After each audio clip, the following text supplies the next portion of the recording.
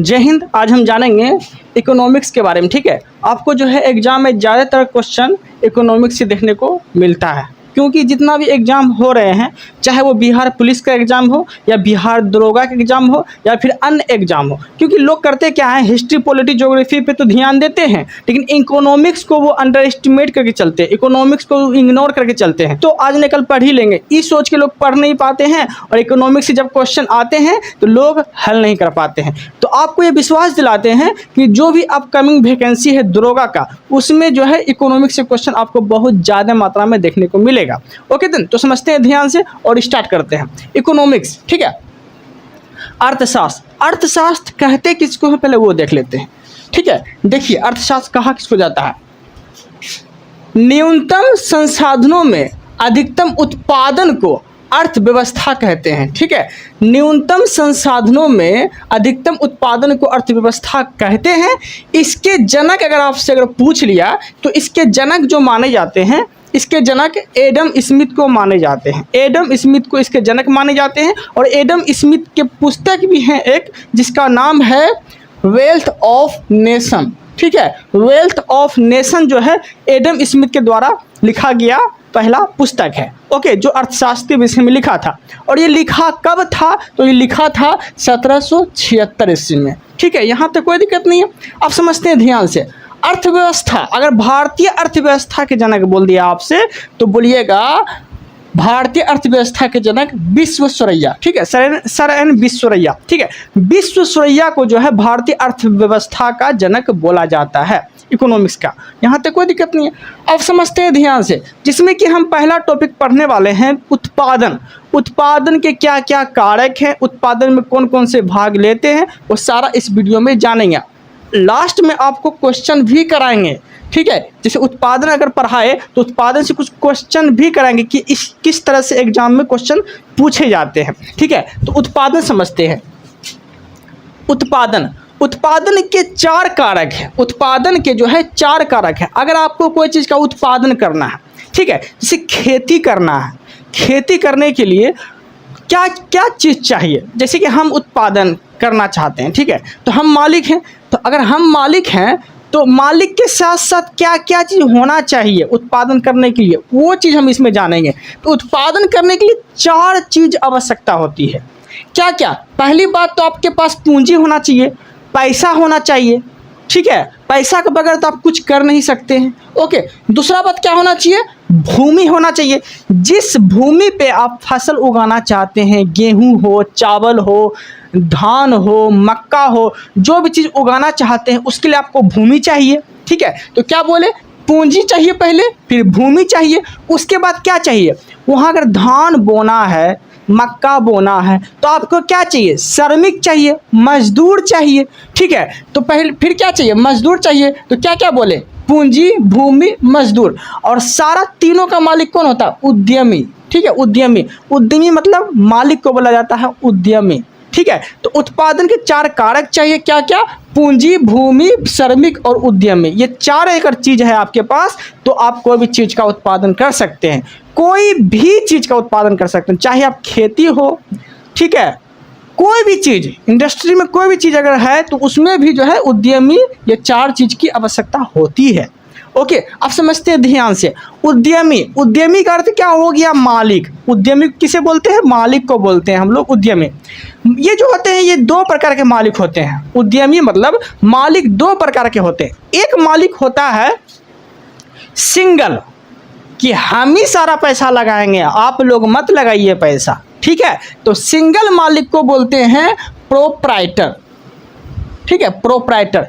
उद्यमी में सिंगल मालिक जो होते हैं, ठीक है, सारा चीज़ का, उसे बोलते हैं प्रोप्राइटर। ठीक है, सिंगल मालिक, यहाँ तक कोई दिक्कत नहीं है। दूसरा आते हैं प्राइवेट सेक्टर के अंतर्गत कौन आते हैं, जिसे बोलते हैं Pvt, private limited. Private sector के अंतर्गत कौन आते हैं, इसमें कई लोग, कई व्यक्ति इसमें भाग लेके बोलते हैं कि आपके पास पैसा नहीं है उत्पादन करने के लिए, हम भी पैसा लगाते हैं। उधर से वो भी बोलेगा हम भी पैसा लगाना चाहते हैं, उधर से वो भी बोलेगा पैसा कुछ हम भी देते हैं। ठीक है, तो इस तरह से सब मिल के जो पैसा लगाते हैं, ठीक है, उसे बोला जाता है प्राइवेट सेक्टर, ठीक है, प्राइवेट लिमिटेड जिसे आप बोल सकते हैं। तो उद्यमी दो तरह के देखे हम, एक देखे प्रोप्राइटर जो सिंगल मालिक होता है, और दूसरा होता है प्राइवेट जो कि कई मालिक मिलके जो है उत्पादन करना स्टार्ट कर देते हैं। तो यहाँ तक कोई दिक्कत नहीं है। तो उत्पादन के 4 कारक याद रखना है आपको। एग्जाम में आपसे क्वेश्चन कैसे पूछेगा इनमें से कौन उत्पादन का कारण नहीं है, उत्पादन नहीं कर सकते हैं। तो इनमें 4 को ऑप्शन नहीं देके 3 को ऑप्शन देगा, ठीक है, तो आपको छांटना होगा, ओके, कोई और ऑप्शन घुसा देगा। इस तरह से क्वेश्चन आपसे पूछेगा तो आप क्वेश्चन जो है हल करके आ जाएंगे, ओके। अब समझिए ध्यान से, प्राइवेट लिमिटेड पीवीटी, जो भी समझिए जो भी प्राइवेट लिमिटेड है, जो भी प्राइवेट लिमिटेड है, उस सारा रजिस्टर जो है ना एक एमसीए एक संस्था है, कहीं नहीं बोल सकते हैं, उसके देखरेख में जो है ना सारा कंपनी का काम धाम होता है। जैसे कोई प्राइवेट लिमिटेड है, जैसे कि जियो क्या है, प्राइवेट लिमिटेड है, प्राइवेट है ना। तो जियो का जो मालिक है वो अंबानी है। तो अंबानी का कितना साल में इनकम हुआ, कितना पैसा हुआ, कितना उसका सिम बिका, ठीक है, सालाना उसका इनकम क्या है, तो सारा देख रेख जो करता है, मतलब कि किसके नज़र में ये सब देख रेख होता है, तो एमसीए के नज़र में देख रेख होता है। और एमसीए का पूरा नाम होता है मिनिस्ट्री ऑफ कॉर्पोरेट अफेयर। सारा कंपनी, सारा प्राइवेट कंपनी एमसीए में रजिस्टर होता है, ठीक है, एमसीए में रजिस्टर होता है। और जो भी कमाई धमाई जो भी होता है सालाना, वो सारा इसके देखरेख में होता है। ये एमसीए जब साइड में जाके सर्च करेंगे आप, तो आपको पता चल जाएगा कि जियो का मालिक कौन है। जैसे आप जिस कंपनी का मोबाइल चला रहे हैं वो कंपनी का मालिक कौन है, सारा उसमें मालिक का नाम बता देगा, क्योंकि रजिस्टर किस में होता है, एमसीए में रजिस्टर होता है। तो ये सब चीज़ आपको याद रखना है, ओके। अब देखने वाले हैं आगे, एमसीएम रजिस्टर होता है जो बताता है कि कंपनी किसके नाम का है, ठीक है, कंपनी में किसका पैसा लगा है, सालाना जो इनकम होता है वो सारा जो है एमसीए बता देता है कि सालाना इसका इनकम कितना हुआ, ठीक है। अब समझते हैं आगे, अर्थव्यवस्था। किसी भी देश को चलाने के लिए सबसे इम्पोर्टेंट क्या है, अर्थव्यवस्था है। किसी भी देश को अगर चलाना है तो सबसे इम्पोर्टेंट क्या है, अर्थव्यवस्था है, जो कि भारत की सबसे अभी गड़बड़ा गया है अर्थव्यवस्था, उतना कोई खास है नहीं। इससे भी ज़्यादा घटिया एकदम गड़बड़ा गया है पाकिस्तान का, भिखमंगा नंगा फकीर सब जो है वहाँ आपको मिलेगा, ओके। तो अर्थव्यवस्था थोड़ा बहुत ठीक भी है भारत का। तो अर्थव्यवस्था, किसी भी देश को चलाने के लिए अर्थव्यवस्था बहुत ज़्यादा इंपॉर्टेंट है, वो चीज़ आपको याद रखना है, ओके। अब समझते हैं ध्यान से कि अर्थव्यवस्था होते कितने प्रकार के हैं और क्या क्या चीज़ मुझे पढ़ना है, ठीक है। तो अर्थव्यवस्था जो होता है वो अर्थव्यवस्था कई प्रकार के होते हैं, ठीक है, कई तरह के अर्थव्यवस्था होते हैं, जिसमें कि पहले हम जानेंगे पूंजीवादी अर्थव्यवस्था। पूंजीवादी अर्थव्यवस्था क्या होता है, इसमें ये समझते हैं। पूंजीवादी अर्थव्यवस्था में क्या होता है, इसमें हर एक चीज़ प्राइवेट होती है, हर एक चीज़ प्राइवेट होती है इसमें, ठीक है। और उत्पादन के चार कारक पर किसी निजी व्यक्ति का हाथ होता है, उत्पादन के 4 कारक पर किसी निजी व्यक्ति का हाथ होता है। तो उत्पादन के 4 कारक कौन कौन था, तो पूंजी भी किसी निजी व्यक्ति का लगा है, श्रमिक मतलब कि श्रमिक भी उसका निजी व्यक्ति का लगा है, उद्यमी मालिक भी मतलब प्राइवेट है, भूमि, ये सारा जो चारों चीज का अगर कोई निजी व्यक्ति मालिक है तो उसे बोलते हैं पूंजीवादी अर्थव्यवस्था। जो कि आपको किस देश में देखने को मिलेगा, तो आपको देखने मिलेगा जापान में, यूएसए में, अमेरिका जिसे बोलते हैं, सिंगापुर में, चीन में, क्या क्या बोले, जापान, अमेरिका, सिंगापुर, चीन, ये सब देश में कैसी अर्थव्यवस्था है, तो ये सब देश में पूंजीवादी अर्थव्यवस्था है। आपसे क्वेश्चन पूछेगा जब आप कहीं सेट उट मारते होंगे या एग्जाम में आपसे क्वेश्चन पूछेगा इस तरीका से, इनमें से किस देश में पूंजीवादी अर्थव्यवस्था है, तो क्या बोलेंगे, जापान, यूएसए, सिंगापुर, चीन, इस सब में जो है पूंजीवादी अर्थव्यवस्था है, ओके देन। अब देखिए इस अर्थव्यवस्था में क्या होता है, इस अर्थव्यवस्था का विकास जो होता है ये बहुत तेजी से होता है, इस अर्थव्यवस्था का विकास बहुत तेजी से होता है। इसमें मतलब नहीं है कि गरीब मर रहा है या गरीब खा रहा है या नहीं खा रहा, उससे कोई मतलब नहीं है। उसको पूंजीवादी अर्थव्यवस्था में गरीबी को ध्यान में नहीं रखता है, बल्कि बाजार को ध्यान में रखता है, ठीक है, यही बात इसमें देखिए बोला गया है। इस अर्थव्यवस्था में विकास तेजी से होती है। इसमें गरीबी को ध्यान में नहीं रखा जाता है, बल्कि बाजार को ध्यान में रखा जाता है कि मेरा बाजार की स्थिति कैसा है। बाजार में सब कुछ सही चल रहा है ना, गरीब मर रहा है, कुछ भी हो रहा है, उससे कोई मतलब नहीं है। जैसे चीन, अमेरिका, इस सब में कोई मतलब नहीं, गरीबी का कोई अस्तित्व नहीं है। ठीक है, हम लोग के भारत में ना गरीब को ध्यान में रखते हुए अर्थव्यवस्था पे जोर डाला जाता है। ठीक है, लेकिन चीन, यूएसए, सिंगापुर, जापान, इस सब में गरीब का कोई मतलब नहीं है। ठीक है, गरीब को ध्यान में नहीं रखा जाता है। क्यों? क्योंकि वहाँ पर यह पूंजीवादी अर्थव्यवस्था है। ठीक है, यहाँ तक कोई दिक्कत नहीं है। तो पूंजीवादी अर्थव्यवस्था समझ में आ गया, किसी निजी व्यक्ति का हाथ हो और चारों उत्पादन पे किसी एक व्यक्ति का हाथ हो, ये हो गया पूंजीवादी अर्थव्यवस्था। यहाँ तक कोई दिक्कत नहीं है। अब देखते हैं दूसरा, समाजवादी अर्थव्यवस्था। समाजवादी अर्थव्यवस्था समझते हैं क्या होता है। इसमें क्या होता है, देखिए, जब उत्पादन के 4 कारकों पर सरकार का अधिकार हो, ठीक है, उत्पादन के 4 कारकों पर सरकार का अधिकार हो, तो इसे क्या बोलते हैं? पूंजीवादी अर्थव्यवस्था। ठीक है, उत्पादन के 4 कारक है ना, पूंजी, भूमि, श्रमिक, उद्यमी, ये 4 कारकों पर किसी सरकार का अगर अधिकार है तो उसे बोलते हैं समाजवादी अर्थव्यवस्था। एग्जाम्पल समझिए, एग्जाम्पल में आपको लेते हैं, एग्जाम्पल ले लेते हैं रेलवे। रेलवे जो है, रेलवे में भूमि किसका? सरकार का। श्रम मतलब मजदूर किसका? सरकार का। जो कि ग्रुप डी का वैकेंसी निकलता है तो मजदूर कौन होता है? सरकार का होता है। ठीक है, तो भूमि किसका? सरकार का। श्रम, मजदूर किसका? सरकार का। पूंजी किसका? सरकार का। उद्यमी किसका? तो सरकार का। सब चीज सरकार का होता है, उसे बोलते हैं समाजवादी अर्थव्यवस्था। यहाँ तक कोई दिक्कत नहीं है, आपको कोई डाउट नहीं होना चाहिए। आगे बढ़ते हैं, आगे देखते हैं मिश्रित अर्थव्यवस्था। मिश्रित अर्थव्यवस्था को समझिए, जो हमारे भारत देश में है वर्तमान में। हमारे भारत देश में कैसी अर्थव्यवस्था है?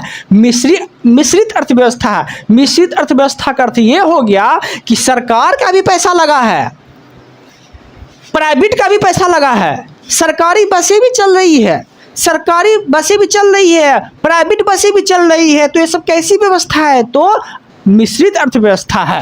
यही चीज आपको यहाँ पर देखने को मिलेगा। देखिए, उत्पादन के 4 कारकों पर सार्वजनिक तथा निजी दोनों का अधिकार हो, उसे मिश्रित अर्थव्यवस्था कैसे कहते हैं। ठीक है, उत्पादन के 4 कारकों पर सार्वजनिक तथा निजी दोनों का अधिकार हो, उसे मिश्रित अर्थव्यवस्था कहते हैं। जैसे कि भारत में कैसी व्यवस्था? मिश्रित अर्थव्यवस्था। पाकिस्तान में कैसी व्यवस्था? मिश्रित अर्थव्यवस्था। श्रीलंका में कैसी व्यवस्था? मिश्रित अर्थव्यवस्था। ठीक है, जैसे कि बसें जो चलती है ये प्राइवेट भी है, पीवीटी मतलब प्राइवेट बसें भी चलती है भारत में। ठीक है, बसें चलती है, सरकारी बसें भी चलती है भारत में। तो भारत में जो है दोनों चीज चलता है। ठीक है, टीचर जो होता है वो सरकारी टीचर भी है भारत में, प्राइवेट टीचर भी है भारत में। ठीक है, सरकारी टीचर भी, प्राइवेट टीचर भी। सरकारी टीचर भी पढ़ाते हैं, प्राइवेट टीचर भी पढ़ाते हैं। तो भारत में कैसी अर्थव्यवस्था? तो मिश्रित अर्थव्यवस्था। आपसे क्वेश्चन पूछेगा एग्जाम में कि भारत में कैसी अर्थव्यवस्था अपनाई गई है, तो मिश्रित अर्थव्यवस्था अपनाई गई है, मिश्रित अर्थव्यवस्था है। ठीक है, उम्मीद है कि आप लोग को समझ में आ गया होगा। अब देखते हैं द्वैत अर्थव्यवस्था। द्वैत अर्थव्यवस्था क्या होता है समझिए। द्वैत अर्थव्यवस्था में क्या होता है कि मॉडर्न तरीका से अपनाया जाता है कोई भी चीज, पुरानी तरीका से भी अपनाया जाता है कोई चीज। जैसे कि द्वैत अर्थव्यवस्था में पुरानी विधि से बिहार में खेती होती है ना, अभी भी पुरानी विधि से बिहार में खेती होती है ना, और मॉडर्न विधि से मतलब आधुनिक तरीका से कहाँ खेती होती है? पंजाब में खेती होती है। ठीक है, तो वही बात बोला गया है, ये दोनों एक साथ अगर देखने को मिले ना, पुरानी भी देखने को मिले और मॉडर्न नई भी देखने को मिले, तो उस अर्थव्यवस्था को द्वैत अर्थव्यवस्था भी बोलते हैं। तो भारत में द्वैत अर्थव्यवस्था है, द्वैत अर्थव्यवस्था भी है भारत में। ठीक है, यहाँ तो कोई दिक्कत नहीं है। जो दोनों देखने को मिले, पुरानी और नई दोनों देखने को मिले, उसे बोलते हैं द्वैत अर्थव्यवस्था। ओके देन, यहाँ तो कोई दिक्कत नहीं है। अब देखते हैं समानांतर अर्थव्यवस्था। समानांतर अर्थव्यवस्था क्या होता है समझिए। जो भारत की स्थिति को पूरी तरह से डुबा के रख दिया, अर्थव्यवस्था का सबसे बड़ा कारण अगर माना जाता है तो समानांतर अर्थव्यवस्था को माना जाता है। इसमें आपको काला धन देखने को मिलेगा, जो कि सरकार के पास काला धन का कोई रिकॉर्ड नहीं होता है। ठीक है, समानांतर अर्थव्यवस्था किसे बोला जाता है? काला धन को। ये देश की अर्थव्यवस्था को बर्बाद करने में सबसे बड़ा अगर हाथ है तो समानांतर अर्थव्यवस्था का हाथ है, जो कि अर्थव्यवस्था को पूरी तरह से डुबा के रख दिया है। ओके, इसके कारण क्या है? तो समानांतर अर्थव्यवस्था है। महंगाई के कारण समानांतर अर्थव्यवस्था है। समानांतर अर्थव्यवस्था में क्या होता है? लोगों के पास ज़्यादा पैसा आ जाता है। ठीक है, लोगों के पास मतलब ज़्यादा पैसा है, काला धन ज़्यादा है। तो कैसी व्यवस्था है? समानांतर अर्थव्यवस्था है। ओके देन, तो आपसे क्वेश्चन पूछेगा, भारत में अर्थव्यवस्था डुबाने में कौन सी अर्थव्यवस्था का हाथ है? तो आप बोलिएगा समानांतर अर्थव्यवस्था का हाथ है। ठीक है, इस अर्थव्यवस्था में क्या होता है? काला धन का कोई रिकॉर्ड नहीं देखने को मिलता है सरकार के पास। ठीक है, तो समानांतर अर्थव्यवस्था तक उम्मीद है कि आप लोग को समझ में आ गया होगा, तो आपको हम आगे भी पढ़ा देंगे। टॉपिक को यहीं रखते हैं। आप लोग को मेरा अगर कंटेंट अच्छा लग रहा है तो चैनल को सब्सक्राइब कर लीजिएगा, और ख़ास कर ये अर्थव्यवस्था को जो टॉपिक लेके हम आए हैं, जो भी बिहार दरोगा का प्रिपरेशन कर रहे हैं, उसके लिए जो है ये अर्थव्यवस्था इकोनॉमिक्स बहुत ज़्यादा इंपॉर्टेंट है, क्योंकि कहीं ना कहीं उसके सिलेबस के अकॉर्डिंग हम लेके चल रहे हैं। इकोनॉमिक्स वो चीज़ आपको याद रखना है। तो क्या क्या देखें हम? उत्पादन से लेके समानांतर अर्थव्यवस्था देख लिए। अगले टॉपिक के साथ मिलते हैं हम लोग नए वीडियो में। ओके देन, इस वीडियो में इतना ही। Thank you, thanks for watching. आज के टॉपिक में हम जानेंगे अर्थशास्त्र के बारे में। ठीक है, इकोनॉमिक्स के बारे में हम लोग जानेंगे। इकोनॉमिक्स के दो शब्द हैं, और दो शब्द कौन कौन है आइए हम जानते हैं। पहला शब्द आता है अर्थशास्त्र, जिसे हम इंग्लिश में बोलते हैं इकोनॉमिक्स। ठीक है, और दूसरा आता है अर्थव्यवस्था, इसे हम इंग्लिश में बोलते हैं इकोनॉमी। ठीक है, अर्थशास्त्र को इंग्लिश में इकोनॉमिक्स बोलते हैं और अर्थव्यवस्था को इंग्लिश में इकोनॉमी बोलते हैं। ठीक है, अब दोनों का अंतर समझिए। अर्थशास्त्र जो है ये ग्रीक भाषा का शब्द है, ये बात याद रखिएगा। और इसमें क्या किया जाता है? इसमें किसका अध्ययन किया जाता है?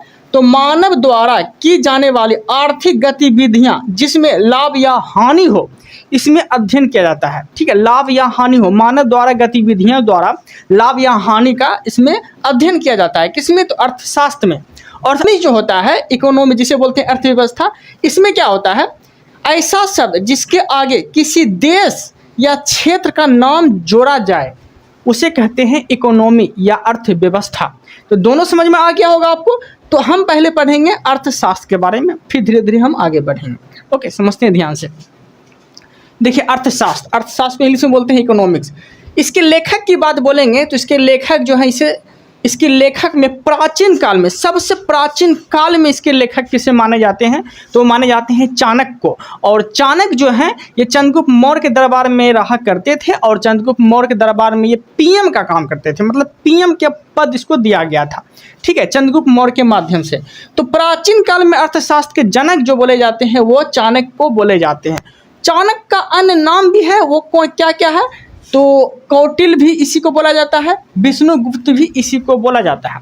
लेकिन चाणक्य जो अर्थशास्त्र दिया था ना, ये इसका जो अर्थशास्त्र था, इसका अर्थशास्त्र राजनीतिक पे आधारित था।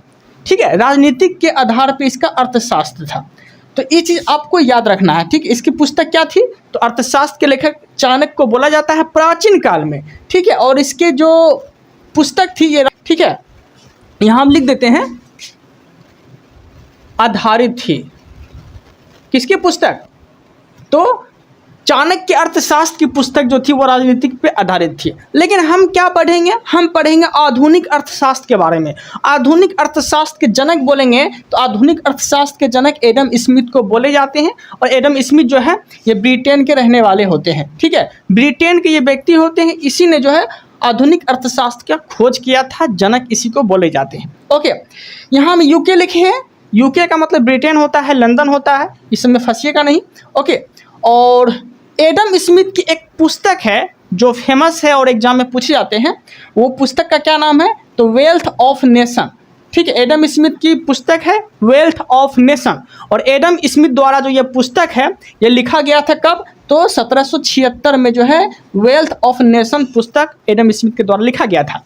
ओके, अर्थशास्त्र का नामांकन कौन किया था? नाम कौन दिया था? तो वह दिया था अल्फ्रेड मार्शल। अल्फ्रेड मार्शल जो है अर्थशास्त्र का नामांकन किया था। और अल्फ्रेड मार्शल किस देश के थे? तो ये भी यूके के ही थे। यूके मतलब ब्रिटेन के ही थे। कौन? तो अल्फ्रेड मार्शल और एडम स्मिथ दोनों थे। एडम स्मिथ को अर्थशास्त्र का जनक बोलते हैं और नामांकन कौन किया था? तो अल्फ्रेड मार्शल किए थे। ओके देन आगे अर्थशास्त्र। अर्थशास्त्र जो है धन का विज्ञान है। ये किस वैज्ञानिक ने बोला था? तो ये बोला था वही एडम स्मिथ ने ही बोला था। अर्थशास्त्र क्या है? तो धन का विज्ञान है। किसने बोला? तो एडम स्मिथ ही बोला था। आगे बोला है अर्थशास्त्र कल्याण का विज्ञान है। एक और वैज्ञानिक आए, वो क्या बोले कि अर्थशास्त्र कल्याण का विज्ञान है। वो कौन बोला था? तो अल्फ्रेड मार्शल बोले थे। ठीक है, अल्फ्रेड मार्शल बोले थे कि अर्थशास्त्र कल्याण का विज्ञान है और एडम स्मिथ बोले थे अर्थशास्त्र धन का विज्ञान है। ओके, तो आपको दोनों याद रखना है। आगे है अर्थशास्त्र में प्रथम नोबेल पुरस्कार जो दिया गया था वह दिया गया था रैगनर फ्रिश को। किसे दिया गया था? रैगनर फ्रिश को दिया गया था। एक्चुअली नोबेल पुरस्कार जो दिया जाता है, ये नोबेल पुरस्कार दिया जाता है 6 क्षेत्र में। कितना क्षेत्र में दिया जाता है? 6 क्षेत्र में दिया जाता है जाते हैं। तो उसमें जो है लास्ट में जो जोड़ा गया था शब्द, ये अर्थशास्त्र को जोड़ा गया था। और अर्थशास्त्र जिस दिन जोड़ा गया ना, अर्थशास्त्र जिस दिन जोड़ा गया उसी दिन जो है रैगनर फ्रिश को नोबेल पुरस्कार इसको दे दिया गया था। ठीक है, और अर्थशास्त्र को नोबेल पुरस्कार में कब शामिल किया गया था? तो वो किया गया था 1969 में। और 1969 में ही रैगनर फ्रिश को इसके योगदान के लिए इसको नोबेल पुरस्कार दे दिया गया था। ओके, यहाँ तक कोई दिक्कत नहीं है, तो ये चीज़ आपको याद रखना है। और रैगनर फ्रिश को नोबेल पुरस्कार किस क्षेत्र में मिला था? तो अर्थशास्त्र के क्षेत्र में मिला था। ये चीज़ याद रखिएगा। कब मिला था? तो 1969 में मिला था। क्यों मिला था? तो अर्थशास्त्र में ये जो है ना 2 शब्द जोड़े थे। क्या दिए थे? 2 नाम दिए थे। कौन कौन नाम दिए थे? एक दिए थे मैक्रो, माइक्रो। एक कौन दिए थे? एक दिए थे माइक्रो, एक दिए थे मैक्रो। ओके, 2 शब्द दिए थे, एक माइक्रो दूसरा मैक्रो। ओके, माइक्रो और मैक्रो शब्द दिए थे। कौन दिए थे? तो रैगनर फ्रिश दिए थे। इसीलिए इसको जो है नोबेल पुरस्कार दिया गया था। माइक्रो का अर्थ होता है व्यष्टि और मैक्रो का अर्थ होता है समष्टि। ठीक है, ये 2 शब्द जब दिए ना रैगनर फ्रिश, तो इसी के क्षेत्र में जो है इसको नोबेल पुरस्कार इसके योगदान के लिए इसको दे दिया। कब दिया? तो 1969 में दिया था। और अर्थशास्त्र को नोबेल पुरस्कार में शामिल किया गया था 1969 में ही, और 1969 में ही इसको दे दिया। आगे है, आगे एगो वैज्ञानिक आए, आय रोजगार का सिद्धांत। ठीक है, आय रोजगार का सिद्धांत किसने दिया था? तो यह दिया था जॉन कर्नाड किन्स ने। जॉन कर्नाड किन्स ने क्या दिया था? तो आय रोजगार सिद्धांत दिया था। ओके देन, यहाँ तक कोई दिक्कत नहीं है। अब हम जानेंगे प्रमुख पुस्तक एवं उसके लेखक के बारे में जो अर्थशास्त्र से रिलेटिव है वो हम जानेंगे। ठीक है, जिसमें पहला नाम आता है आपका wealth of nation. Wealth of Nations के लेखक कौन है, जनक कौन है? तो उसे बोले जाते हैं एडम स्मिथ को बोले जाते हैं। और इसकी पुस्तक जो है वेल्थ ऑफ नेशन है। ओके, और ये लिखा कब था? तो 1776 में यह लिखा था, वेल्थ ऑफ नेशन। आगे है दास कैपिटल। दास कैपिटल के लेखक कौन है? तो वह है कार्ल मार्क्स। दास कैपिटल के लेखक कार्ल मार्क्स है। और कार्ल मार्क्स कब लिखा था यह पुस्तक? तो 1869 में यह पुस्तक लिखा था। ओके, यहाँ तक कोई दिक्कत नहीं है। आगे समझते हैं principle of economics. Principle of economics पुस्तक के लेखक कौन है? तो अल्फ्रेड मार्शल है। और अल्फ्रेड मार्शल कब लिखे थे? तो यह लिखे थे 1869 में। कब लिखे थे? 1869 में जो है अल्फ्रेड मार्शल, मतलब अल्फ्रेड मार्शल कब लिखे थे? 1890 में। ओके, कब? 1890 में जो है प्रिंसिपल ऑफ इकोनॉमिक्स के लेखक अल्फ्रेड मार्शल को बोले जाते हैं। और ये लिखे कब थे? तो वो 1890 में लिखे थे। ये चीज़ भी आपको याद रखना है। आगे जो पुस्तक है वो है एशियन ड्रामा। एशियन ड्रामा जो पुस्तक है ये किसका है? तो ये गुरनाल मिंडल के हैं। किसका है? तो गुरनाल मिंडल के हैं एशियन ड्रामा। और ये एशियन ड्रामा लिखा कब था? तो 1968 में एशियन ड्रामा लिखा था। कब लिखा था? तो 1968 में लिखा था। ओके, आगे एक पुस्तक है पुअर इकोनॉमिक्स। पुअर इकोनॉमिक्स के लेखक और जनक किसे बोले जाते हैं? तो अभिजीत बनर्जी को बोले जाते हैं। किसे बोले जाते हैं? अभिजीत बनर्जी को बोले जाते हैं पुअर इकोनॉमिक्स के लेखक। ओके, और ये लिखा कब था? तो वो लिखा था 2011 में, अभिजीत बनर्जी। ओके, आगे है man and economics. Man and economics पुस्तक के लेखक कौन है? तो रॉबर्ट मूडेल। रॉबर्ट मूडेल को मैन एंड इकोनॉमिक्स पुस्तक के लेखक माने जाते हैं। और ये लिखा कब था? तो 1968 में यह पुस्तक लिखा था। तो आप लोग जो है नोट्स बनाते चलिएगा, एग्जाम के लिए काफ़ी इंपॉर्टेंट है। और हम जो है लुसेंट को कवर कराने का प्रयास करेंगे। पहले हम इकोनॉमिक्स को ख़त्म कर देंगे, उसके बाद हम साइंस पढ़ाएंगे। ठीक है, वैसे तो हम हिस्ट्री कंप्लीट कर दिए हैं, आप लोग जाकर प्ले लिस्ट में जाके देख सकते हैं। इकोनॉमिक्स को ख़त्म करके हम साइंस स्टार्ट करेंगे। ओके, अब समझते हैं। तो क्या है, मैन एंड इकोनॉमिक्स पुस्तक के लेखक कौन है? तो रॉबर्ट मुडेल है, और ये लिखे कब थे? तो 1968 में लिखे थे। ओके, यहाँ तक कोई दिक्कत नहीं है। अब समझते हैं ध्यान से। तो जैसे कि आपको पता होगा कि दो शब्द दिए थे, कौन? तो रगनर फ्रिश। कौन दिए थे? दो शब्द दिए थे रगनर फ्रिश, एक दिया था माइक्रो, एक दिया था मैक्रो। माइक्रो का अर्थ होता है BST, ठीक है। मैक्रो का अर्थ क्या होता है? BST होता है। ओके, और BST को बोलते क्या है? तो कीमत सिद्धांत। क्या बोलते हैं? कीमत सिद्धांत। BST क्या बोलते हैं? कीमत सिद्धांत। और कीमत सिद्धांत के जनक किसे बोले जाते हैं? वह बोले जाते हैं एडम स्मिथ को। किसे बोले जाते हैं? एडम स्मिथ को बोले जाते हैं। ओके, ध्यान से समझने का प्रयास करिएगा। रगनर फ्रिश ने दो शब्द दिया था ना, एक दिया था माइक्रो, एक दिया था मैक्रो। एक दिया था माइक्रो, एक दिया था मैक्रो। ओके, माइक्रो का अर्थ होता है, माइक्रो का मतलब होता है हिंदी में BST, और इसका अर्थ क्या होता है? इसे बोलते क्या है? तो कीमत का सिद्धांत, ठीक है, कीमत का सिद्धांत। और ये कीमत का सिद्धांत दिया कौन था? तो एडम स्मिथ ने दिया था। ओके, एक होता है मैक्रो, जिसे बोलते हैं समष्टि। इसे क्या बोलते हैं? तो आय रोजगार का सिद्धांत। क्या बोलते हैं इसे? तो आय रोजगार का सिद्धांत। और इसके आय रोजगार के सिद्धांत के जनक किसे बोले जाते हैं? तो जॉन कर्नाड किन्स को बोले जाते हैं। जॉन कर्नाड किन्स को बोले जाते हैं। तो आपको ये सब चीज याद रखना। ओके, अब हम जानेंगे अर्थव्यवस्था के प्रकार, ठीक है, अर्थशास्त्र, अर्थव्यवस्था के प्रकार, ठीक है। तो अर्थव्यवस्था के प्रकार की बात बोलेंगे तो अर्थव्यवस्था 3 प्रकार के होते हैं। वो कौन कौन प्रकार होते हैं वो हम जानेंगे, ठीक है। अर्थव्यवस्था 3 प्रकार के होते हैं। पहला होते हैं स्वामित्व। पहला क्या होते हैं? स्वामित्व नियंत्रण के आधार पर जो एक अर्थव्यवस्था होता है वो होता है, ठीक है। तो अर्थव्यवस्था 3 प्रकार के होते हैं। पहला होता है स्वामित्व नियंत्रण के आधार पे, दूसरा होता है विकासशील के आधार पे, और तीसरा होता है वैश्विक संबंधों के आधार पे। क्या क्या देखें, अर्थव्यवस्था 3 प्रकार के होते हैं। पहला स्वामित्व के आधार पे, स्वामित्व नियंत्रण के आधार पे, दूसरा विकास के आधार पे, तीसरा वैश्विक संबंधों के आधार पे, ठीक है। यहाँ तक कोई दिक्कत नहीं है।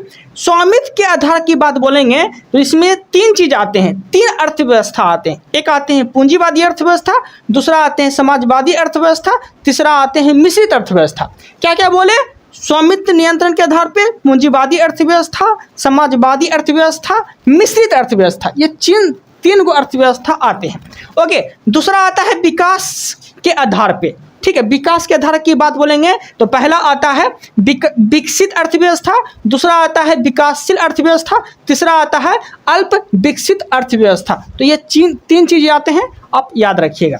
और तीसरा आते हैं वैश्विक संबंधों के आधार पे, खुली अर्थव्यवस्था, बंद अर्थव्यवस्था, ठीक है। तो ये सब चीज भी आपको याद रखना है। तो क्या क्या चीज देखें, फिर से रिकॉल कर देते हैं, वहां पे अच्छे से समझ लीजिएगा। ओके, अर्थव्यवस्था को 3 प्रकार है। कौन कौन है? तो स्वामित्व के आधार पे क्या क्या देखें, तो पहला पूंजीवादी, दूसरा समाजवादी, तीसरा मिश्रित, ठीक है। क्या क्या देखें? पूंजीवादी, समाजवादी, मिश्रित। अब एक हक करके समझने का प्रयास करेंगे कि पूंजीवादी अर्थव्यवस्था क्या होता है, मिश्रित क्या होता है, समाजवादी क्या होता है। ओके, समझते हैं ध्यान से। पूंजीवादी अर्थव्यवस्था, पहला क्या है? पूंजीवादी अर्थव्यवस्था। और किसके अधीन आते हैं? तो स्वामित्व नियंत्रण के आधार पे आते हैं। ओके, तो समझते हैं पूंजीवादी अर्थव्यवस्था क्या होता है। पूंजीवादी अर्थव्यवस्था का अर्थ ये हो गया कि उत्पादन के चारों उत्पादन के 4 प्रकार है ना, उत्पादन के 4 प्रकार है, जिसमें कि पूंजी लगता है, भूमि लगता है, श्रमिक लगता है, उद्यमी लगता है। ओके, तो उत्पादन के चारों चीज पर किसी एक व्यक्ति का अधिकार हो तो वो क्या आते हैं? तो वो आते हैं प्राइवेट सेक्टर के अंतर्गत आते हैं, जिसे बोलते हैं पूंजीवादी अर्थव्यवस्था, ठीक है। तो पूंजीवादी अर्थव्यवस्था को आप प्राइवेट भी बोल सकते हैं, इसमें प्राइवेट चीज आते हैं। और प्राइवेट जो अर्थव्यवस्था है कुछ देशों में लागू है, वो हम देख लेते हैं। जैसे कि यूएसए में कैसी अर्थव्यवस्था है? तो पूंजीवादी अर्थव्यवस्था है। चीन में कैसी अर्थव्यवस्था है? तो पूंजीवादी अर्थव्यवस्था है, ठीक है। इसमें किसी एक व्यक्ति का पैसा लगता है, किसी एक व्यक्ति का हाथ होता है, किसी एक व्यक्ति मालिक होता है इसका। प्राइवेट सेक्टर के अंतर्गत ये आते हैं। कौन? तो पूंजीवादी अर्थव्यवस्था। और किस किस देश में ये लागू है? तो यूएसए, चीन, ये सब देश में लागू है। तो उम्मीद है कि आप लोग को समझ में आ गया होगा। एक आते हैं समाजवादी अर्थव्यवस्था। समाजवादी अर्थव्यवस्था का अर्थ ये हो गया, इसमें सरकार का हाथ होता है, ठीक है। सरकार, जिसमें सरकार का हाथ हो, सरकार का अधिकार हो, ठीक है, वो किसके अंतर्गत आते हैं? समाजवादी अर्थव्यवस्था के अंतर्गत आते हैं। कौन सी? तो समाजवादी अर्थव्यवस्था सरकार के अधिकार के अंतर्गत आते हैं, ये समाजवादी अर्थव्यवस्था कहलाते हैं। ठीक है, जैसे कि समाजवादी अर्थव्यवस्था समझने का प्रयास करिएगा। जैसे कि रेलवे, रेलवे में भूमि किसका? सरकार का। उद्यमी कौन है? तो सरकार है। ठीक है, जैसे कि उत्पादन के 4 कारक होते हैं ना, उत्पादन के 4 कारक होते हैं, जैसे कि समझिएगा, पूंजी, उद्यमी, भूमि, श्रमिक आते हैं ना। उत्पादन के 4 कारक आते हैं। कहाँ आते हैं? 4 को कारक आते हैं। एक होते हैं पूंजी, एक होते हैं उद्यमी मतलब मालिक, एक होता है भूमि, एक होता है श्रमिक। इस चारों में अगर कोई एक हट जाएगा तो उत्पादन नहीं हो सकता है। ठीक है, तो जिसमें यही बात बोला गया है कि समाजवादी अर्थव्यवस्था में ये चारों चीज़ें पर अगर सरकार का अधिकार है तो वो किस अर्थव्यवस्था के अंतर्गत आएंगे? समाजवादी अर्थव्यवस्था के अंतर्गत आएंगे। जैसे कि रेलवे बोले ना, तो रेलवे किसका है? सरकार का है। उसमें मजदूर किसका लगता है? सरकार का लगता है। उसमें भूमि किसका है? सरकार का है। पूंजी किसका है? तो सरकार का है। तो ये सब अर्थव्यवस्था जो है समाजवादी अर्थव्यवस्था के अधीन आते हैं। ओके, तो ये चीज़ आपको याद रखना है। ओके, अब समझते हैं ध्यान से।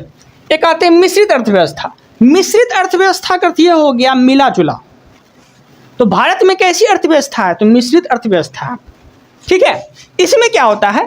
प्राइवेट भी आते हैं, गवर्नमेंट भी आते हैं। ठीक है, कहने का अर्थ ये हो गया हमारे भारत में प्राइवेट स्कूल भी है, सरकारी स्कूल भी है, प्राइवेट टीचर भी है, सरकारी टीचर भी हैं। तो ये सब किस अर्थव्यवस्था के अंतर्गत आएंगे? तो ये आते हैं मिश्रित अर्थव्यवस्था के अंतर्गत। ओके, तो उम्मीद है कि आप लोग को समझ में आ गया होगा। ओके, अब देखते हैं विकासशील के आधार पे। विकासशील के आधार पे जो अर्थव्यवस्था है उसमें 3 अर्थव्यवस्था आते हैं। पहला आते हैं विकसित, दूसरा विकासशील और तीसरा अविकसित। ओके, विकसित की बात बोलेंगे तो विकसित अर्थव्यवस्था किस देश में है? तो यह है यूएसए, ऑस्ट्रेलिया में। यूएसए, ऑस्ट्रेलिया में जो है विकसित अर्थव्यवस्था है। कैसी अर्थव्यवस्था है? विकसित अर्थव्यवस्था है।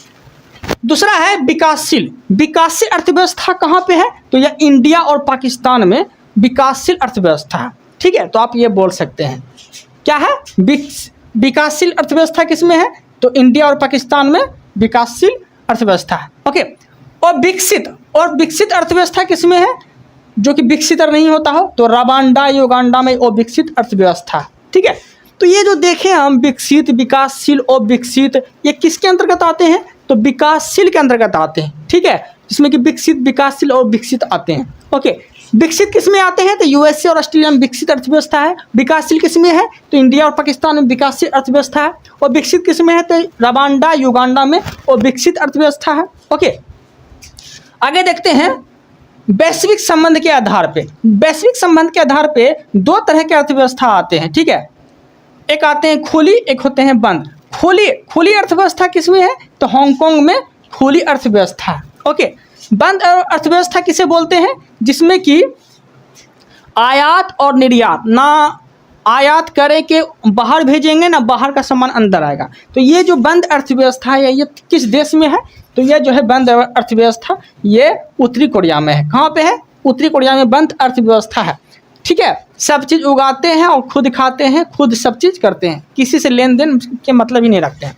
तो उत्तरी कोरिया में जो है बंद अर्थव्यवस्था है। याद रखिएगा, बंद अर्थव्यवस्था का अर्थ होता है आयात और निर्यात दोनों बंद हो, दोनों शून्य हो, ना जाएगा ना आएगा। तो ये सब जो है अर्थव्यवस्था के बारे में हम देखें। ठीक है, उम्मीद है कि आप लोग को समझ में आ गया होगा। ओके, कोई डाउट अगर रह जाता है तो कमेंट कर दीजिएगा और भी अच्छे से समझाने का प्रयास करेंगे। जो है कंटिन्यूटी अगर बना के रखते हैं तो हम इसे कंटिन्यू रखेंगे। Thank you, thanks for watching. Hello दोस्तों, कैसे हैं आप लोग? उम्मीद करते हैं कि आप लोग अच्छे होंगे। आज इस वीडियो के माध्यम से आपको बताने वाले हैं अर्थव्यवस्था के प्रकार। कितने प्रकार की अर्थव्यवस्था हैं? ठीक है, साम्यवादी, पूंजीवादी, सारा इस वीडियो में जानेंगे। ठीक है, इसके पहले जो हम एक वीडियो अपलोड कर चुके हैं, अगर आप लोग नहीं देखे हैं तो जाके देख लीजिएगा ताकि आप इस वीडियो से कनेक्ट हो सके। इसमें जो भी बताएंगे आप कनेक्ट हो सके। ठीक है, क्योंकि पहला क्लास में हम काफ़ी कुछ विस्तार से बताए थे। समझते हैं ध्यान से आप। देखिए, अर्थव्यवस्था के जो प्रकार हैं ये 3 प्रकार के होते हैं। ठीक है, 3 प्रकार के होते हैं। एक होता है स्वामित्व के आधार पे, विकास के आधार पे और एक वैश्विक स्तर के आधार पे। वैश्विक स्तर का ये अर्थ ये हो गया किसी देश से नाम जोड़ा जाए, ठीक है, किसी देश विदेश का नाम जोड़ा जाए वैश्विक स्तर के आधार पे, ठीक है, वो देखते हैं। अब देखिए, अब हम पहले जानेंगे स्वामित्व के आधार पे। स्वामित्व के आधार पे मुझे पढ़ने मिलेगा पूंजीवादी, समाजवादी, मिश्रित, ठीक है। तो स्वामित्व के आधार पे 3 प्रकार की अर्थव्यवस्था आते हैं, पूंजीवादी, समाजवादी और मिश्रित, ठीक है। उसके बाद विकास के आधार पे 3 प्रकार के अर्थव्यवस्था आते हैं, विकसित, विकासशील और अविकसित, ठीक है। किसके आधार पे? तो विकास के आधार पे 3 प्रकार के, विकसित, अविकसित और विकासशील, ठीक है। इस तरह से 3 प्रकार की अर्थव्यवस्था आते हैं। और वैश्विक स्तर के आधार पे आते हैं खुली अर्थव्यवस्था, बंद अर्थव्यवस्था, 2 प्रकार के आते हैं, ठीक है। तो पहले हम एक एक करके निपटाने का प्रयास करते हैं, फिर हम इधर चलेंगे। ओके, देखते हैं स्वामित्व के आधार पे। स्वामित्व के आधार पे की बात बोलेंगे तो स्वामित्व के आधार पे हम पहले जानेंगे पूंजीवादी अर्थव्यवस्था के बारे में, ठीक है। पूंजीवादी अर्थव्यवस्था कहते किसको हैं, पहले वो देख लेते हैं। देखिए, पूंजीवादी अर्थव्यवस्था को बाजारी अर्थव्यवस्था भी कहा जाता है। क्या कहा जाता है? बाजारी अर्थव्यवस्था भी इसे बोलते हैं, पूंजीवादी अर्थव्यवस्था को, ठीक है। अब देखिए, इसमें समझने का प्रयास करिएगा।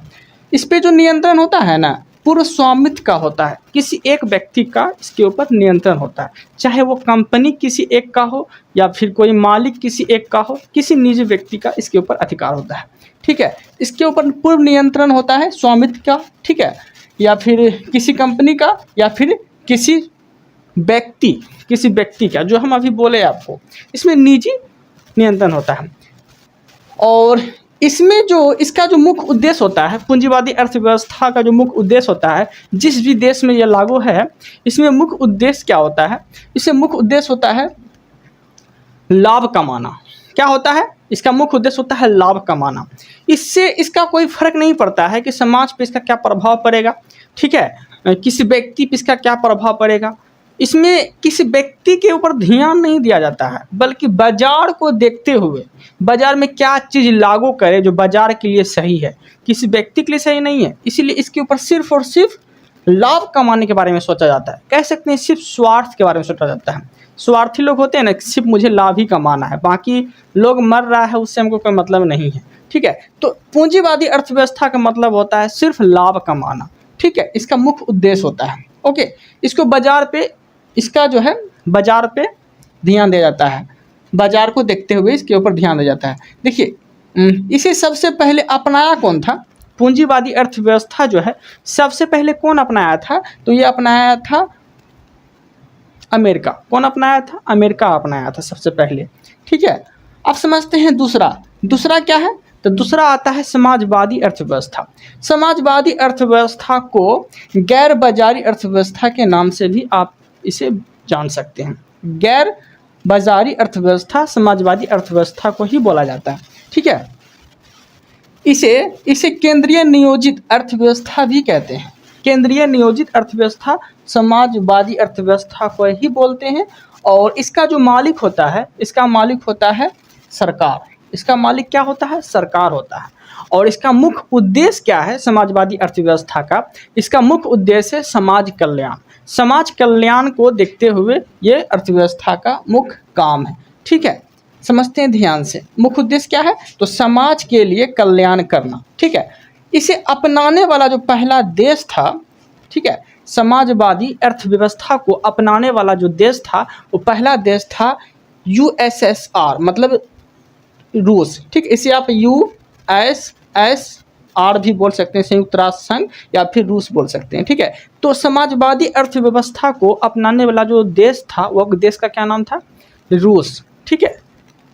यहाँ तक कोई दिक्कत नहीं है।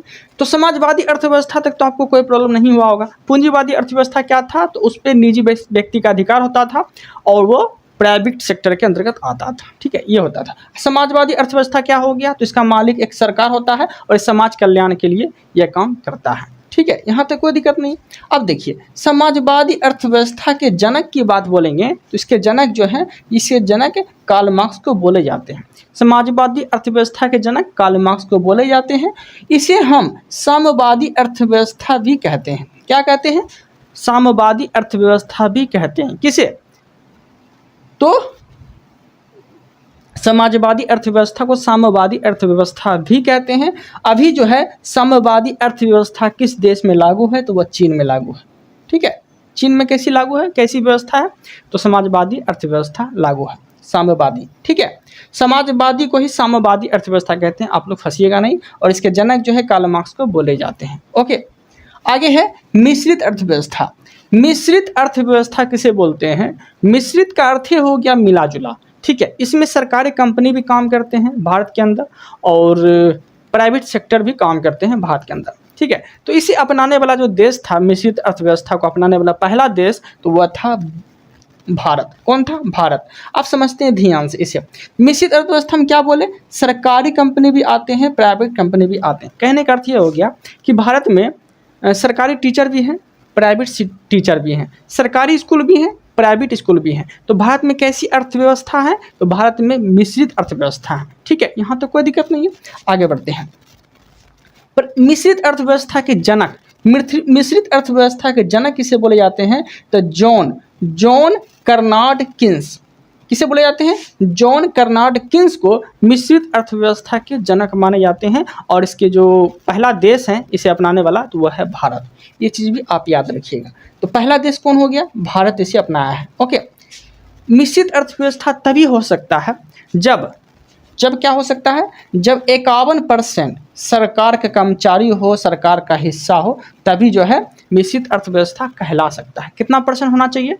तो 51% कम से कम जो है सरकार का कर्मचारी हो, सरकार का सरकारी स्कूल हो, कम से कम 51% होना चाहिए, तब जाके मिश्रित अर्थव्यवस्था के नाम से इसे जान सकते हैं या फिर जाना जा सकता है। तो इसमें कम से कम 51% होना चाहिए। ठीक है, बाकी 49% आप जो है प्राइवेट ले सकते हैं। ओके, तो तभी जो है मिश्रित अर्थव्यवस्था कहलाता है। कितना होना चाहिए? 51% होना चाहिए। अब देखते हैं विकास के आधार पे। विकास के आधार पे देखते हैं, तो विकास के आधार पे यहाँ फोकस करिएगा। विकास के आधार पे क्या क्या देखें हम? विकसित, विकासशील और अविकसित। ठीक है, तो विकास के आधार पे हम जानेंगे पहले विकसित अर्थव्यवस्था के बारे में। विकसित अर्थव्यवस्था जो है वो किस देश में लागू है अभी वर्तमान में? तो विकसित अर्थव्यवस्था जो है ये यूएसए में लागू है, मतलब कि अमेरिका में लागू है। कहाँ पे? अमेरिका में लागू है। किसके आधार पे? विकास के आधार पे। अमेरिका में विकसित अर्थव्यवस्था है, ऑस्ट्रेलिया में विकसित अर्थव्यवस्था है। तो ये चीज़ याद रखिएगा।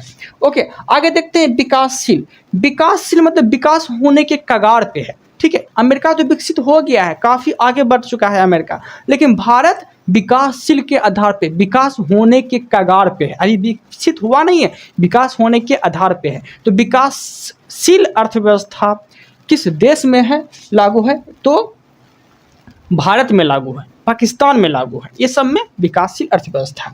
एक होता है अल्प विकसित। अल्प विकसित अर्थव्यवस्था कहाँ पे है?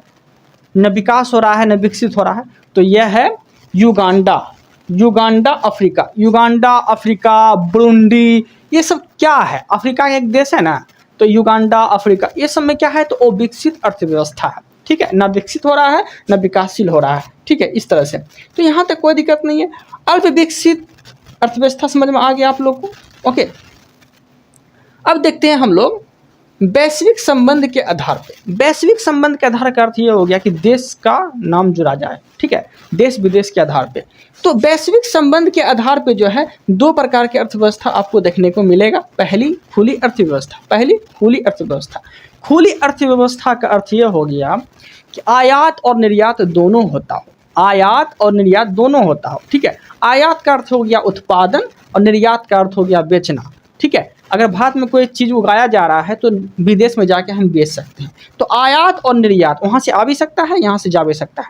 तो आयात और निर्यात जब लागू रहे तो इसे बोलते हैं खुली अर्थव्यवस्था। क्या बोलते हैं? खुली अर्थव्यवस्था। अब बंद अर्थव्यवस्था। बंद अर्थव्यवस्था का अर्थ ये हो गया जहाँ आयात और निर्यात दोनों बंद हो। आपको आयात और निर्यात दोनों बंद है। तो बंद अर्थव्यवस्था आपको कहाँ देखने को मिलेगा? तो उत्तरी कोरिया में जो है बंद अर्थव्यवस्था आपको देखने को मिलेगा। वहाँ का जो लोग है, जैसे कि कोई आलू उगाया तो वो खुद आलू उगाएगा, खुद खाएगा, कहीं बेचेगा नहीं। ठीक है, ना किसी देश से खरीदेगा। तो ये है बंद अर्थव्यवस्था। ठीक है, यहाँ तक कोई दिक्कत नहीं है। अब देखते हैं अर्थव्यवस्था के कुछ क्षेत्र के बारे में जान जाते हैं। अर्थव्यवस्था के कुछ क्षेत्र हैं वो देख लेते हैं। अर्थव्यवस्था के क्षेत्र की बात बोलेंगे तो पहला क्षेत्र देखते हैं, पहला, दूसरा और तीसरा देखेंगे। तो प्राथमिक क्षेत्र के अंतर्गत कौन कौन आते हैं? जो प्राकृतिक पे डिपेंड हो, जो प्राकृतिक पे डिपेंड हो। प्राकृतिक का अर्थ क्या हो गया? जो जैसे कि धूप, ये क्या है? प्राकृतिक है। बारिश क्या है? प्राकृतिक है। ये सब प्राकृतिक पे डिपेंड हो। जिसमें पहला चीज आता है कृषि। पहला क्या आता है? कृषि। ये क्या है? प्राकृतिक पे डिपेंड है। दूसरा आता है वानिकी, फिर पशुपालन, फिर मत्स्य पालन, फिर खनन, बालू। बालू और क्या है? प्राकृतिक है। बालू कोई बनाता थोड़े ना है। समुद्र में मतलब नदी और में बालू खुद बन जाता है। पहाड़ कट से, नदी द्वारा घर्षण से, ये सब अपरदन से बालू खुद बन जाता है। तो प्राकृतिक पे जो डिपेंड रहे वो प्राथमिक क्षेत्र के अंतर्गत आते हैं। ओके, जो प्राकृतिक पे डिपेंड हो। ओके, प्राकृतिक के अंतर्गत ये सब प्राथमिक क्षेत्र के अंतर्गत आते हैं। जैसे कि कृषि, वानिकी, पशुपालन, मत्स्य, खनन, ये सब क्या है? तो प्राथमिक क्षेत्र के अंतर्गत आते हैं, प्राथमिक अर्थव्यवस्था के अंतर्गत आते हैं ये सब। अब देखते हैं दूसरा, द्वितीय क्षेत्र के अंतर्गत कौन आएंगे? विनिर्माण। विनिर्माण के अंतर्गत आएंगे। विनिर्माण मतलब कि बालू क्या है? प्राकृतिक है। तो बालू से हम क्या बना सकते हैं? भवन बना सकते हैं। तो विनिर्माण कोई भी चीज को दोबारा से उसका चीज उपयोग करके हम कोई नया चीज का आविष्कार कर सकते हैं। मतलब कि पुराने, जैसे कि कोई चीज से नया चीज का आविष्कार हो, उसे बोलते हैं विनिर्माण। ठीक है, जैसे कि भवन। तो भवन क्या है? भवन किसके अंतर्गत आएंगे? तो भवन आएंगे द्वितीय क्षेत्र के अंतर्गत। भवन द्वितीय क्षेत्र के अंतर्गत आएंगे जिसका विनिर्माण हम कर सकते हैं। कपड़ा, कपड़ा डायरेक्टली थोड़े ना बन जाता है। कपड़ा बनाने के लिए प्रोसेस से गुजरना पड़ता है। ठीक है, तो ये क्या हो गया? तो ये हो गया कपड़ा, द्वितीय क्षेत्र के अंतर्गत आएंगे। ब्रेड, ब्रेड मतलब क्या है? बिस्किट। बिस्किट जो होता है, बिस्किट खाने वाला, ब्रेड जो होता है, पाव रोटी, ये सब क्या है? विनिर्माण किया गया इसको। ठीक है, विनिर्माण।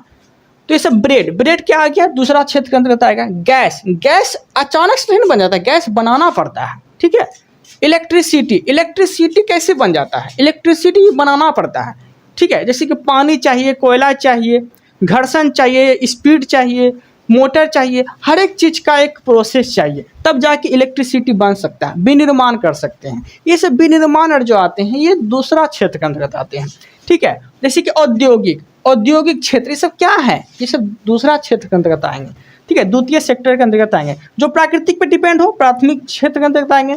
जिसका विनिर्माण कर सकते हैं वो दूसरा क्षेत्र के अंतर्गत आएंगे। ठीक है, द्वितीय क्षेत्र के अंतर्गत आएंगे।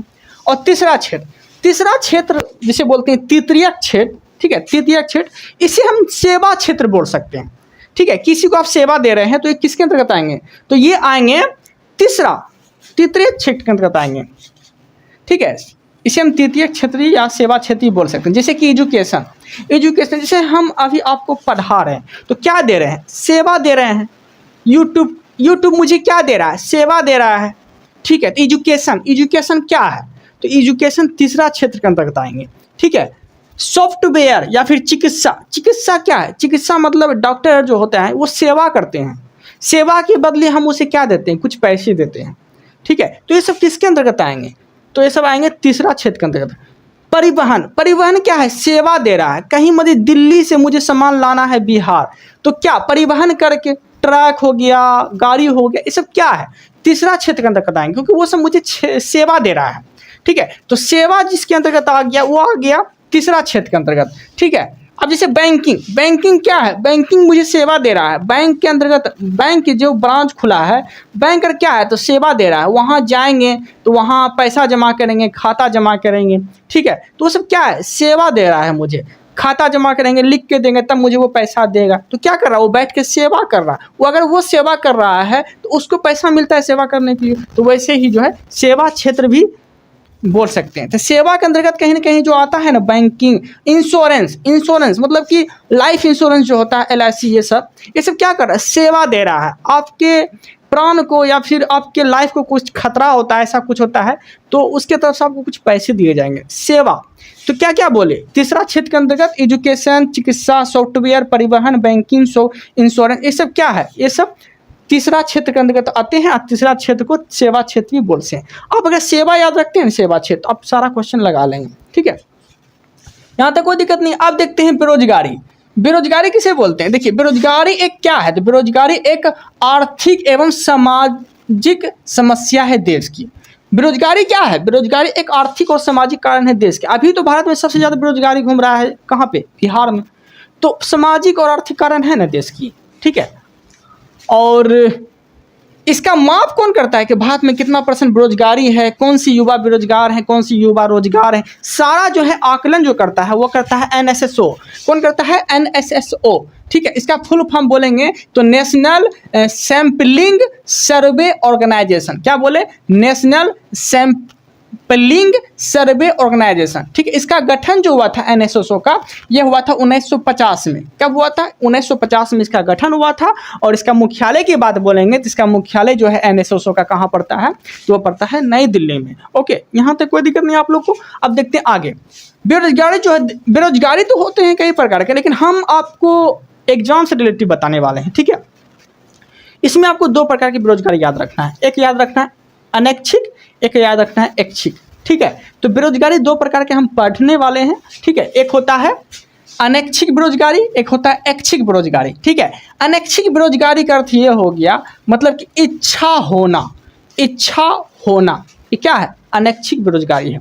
और ऐच्छिक बेरोजगारी क्या है? इच्छा ना होना, ठीक है। देखिए, अनैच्छिक बेरोजगारी का अर्थ क्या हो गया कि मेरा मन है काम करने, ऐसे समझिए। अनैच्छिक बेरोजगारी क्या हो गया? मेरा मन है काम करने का लेकिन रोजगार नहीं है। मतलब मेरा मन है काम करने का लेकिन रोजगार नहीं है, तो ये हो गया अनैच्छिक बेरोजगारी, ठीक है। अब ऐच्छिक बेरोजगारी समझिए।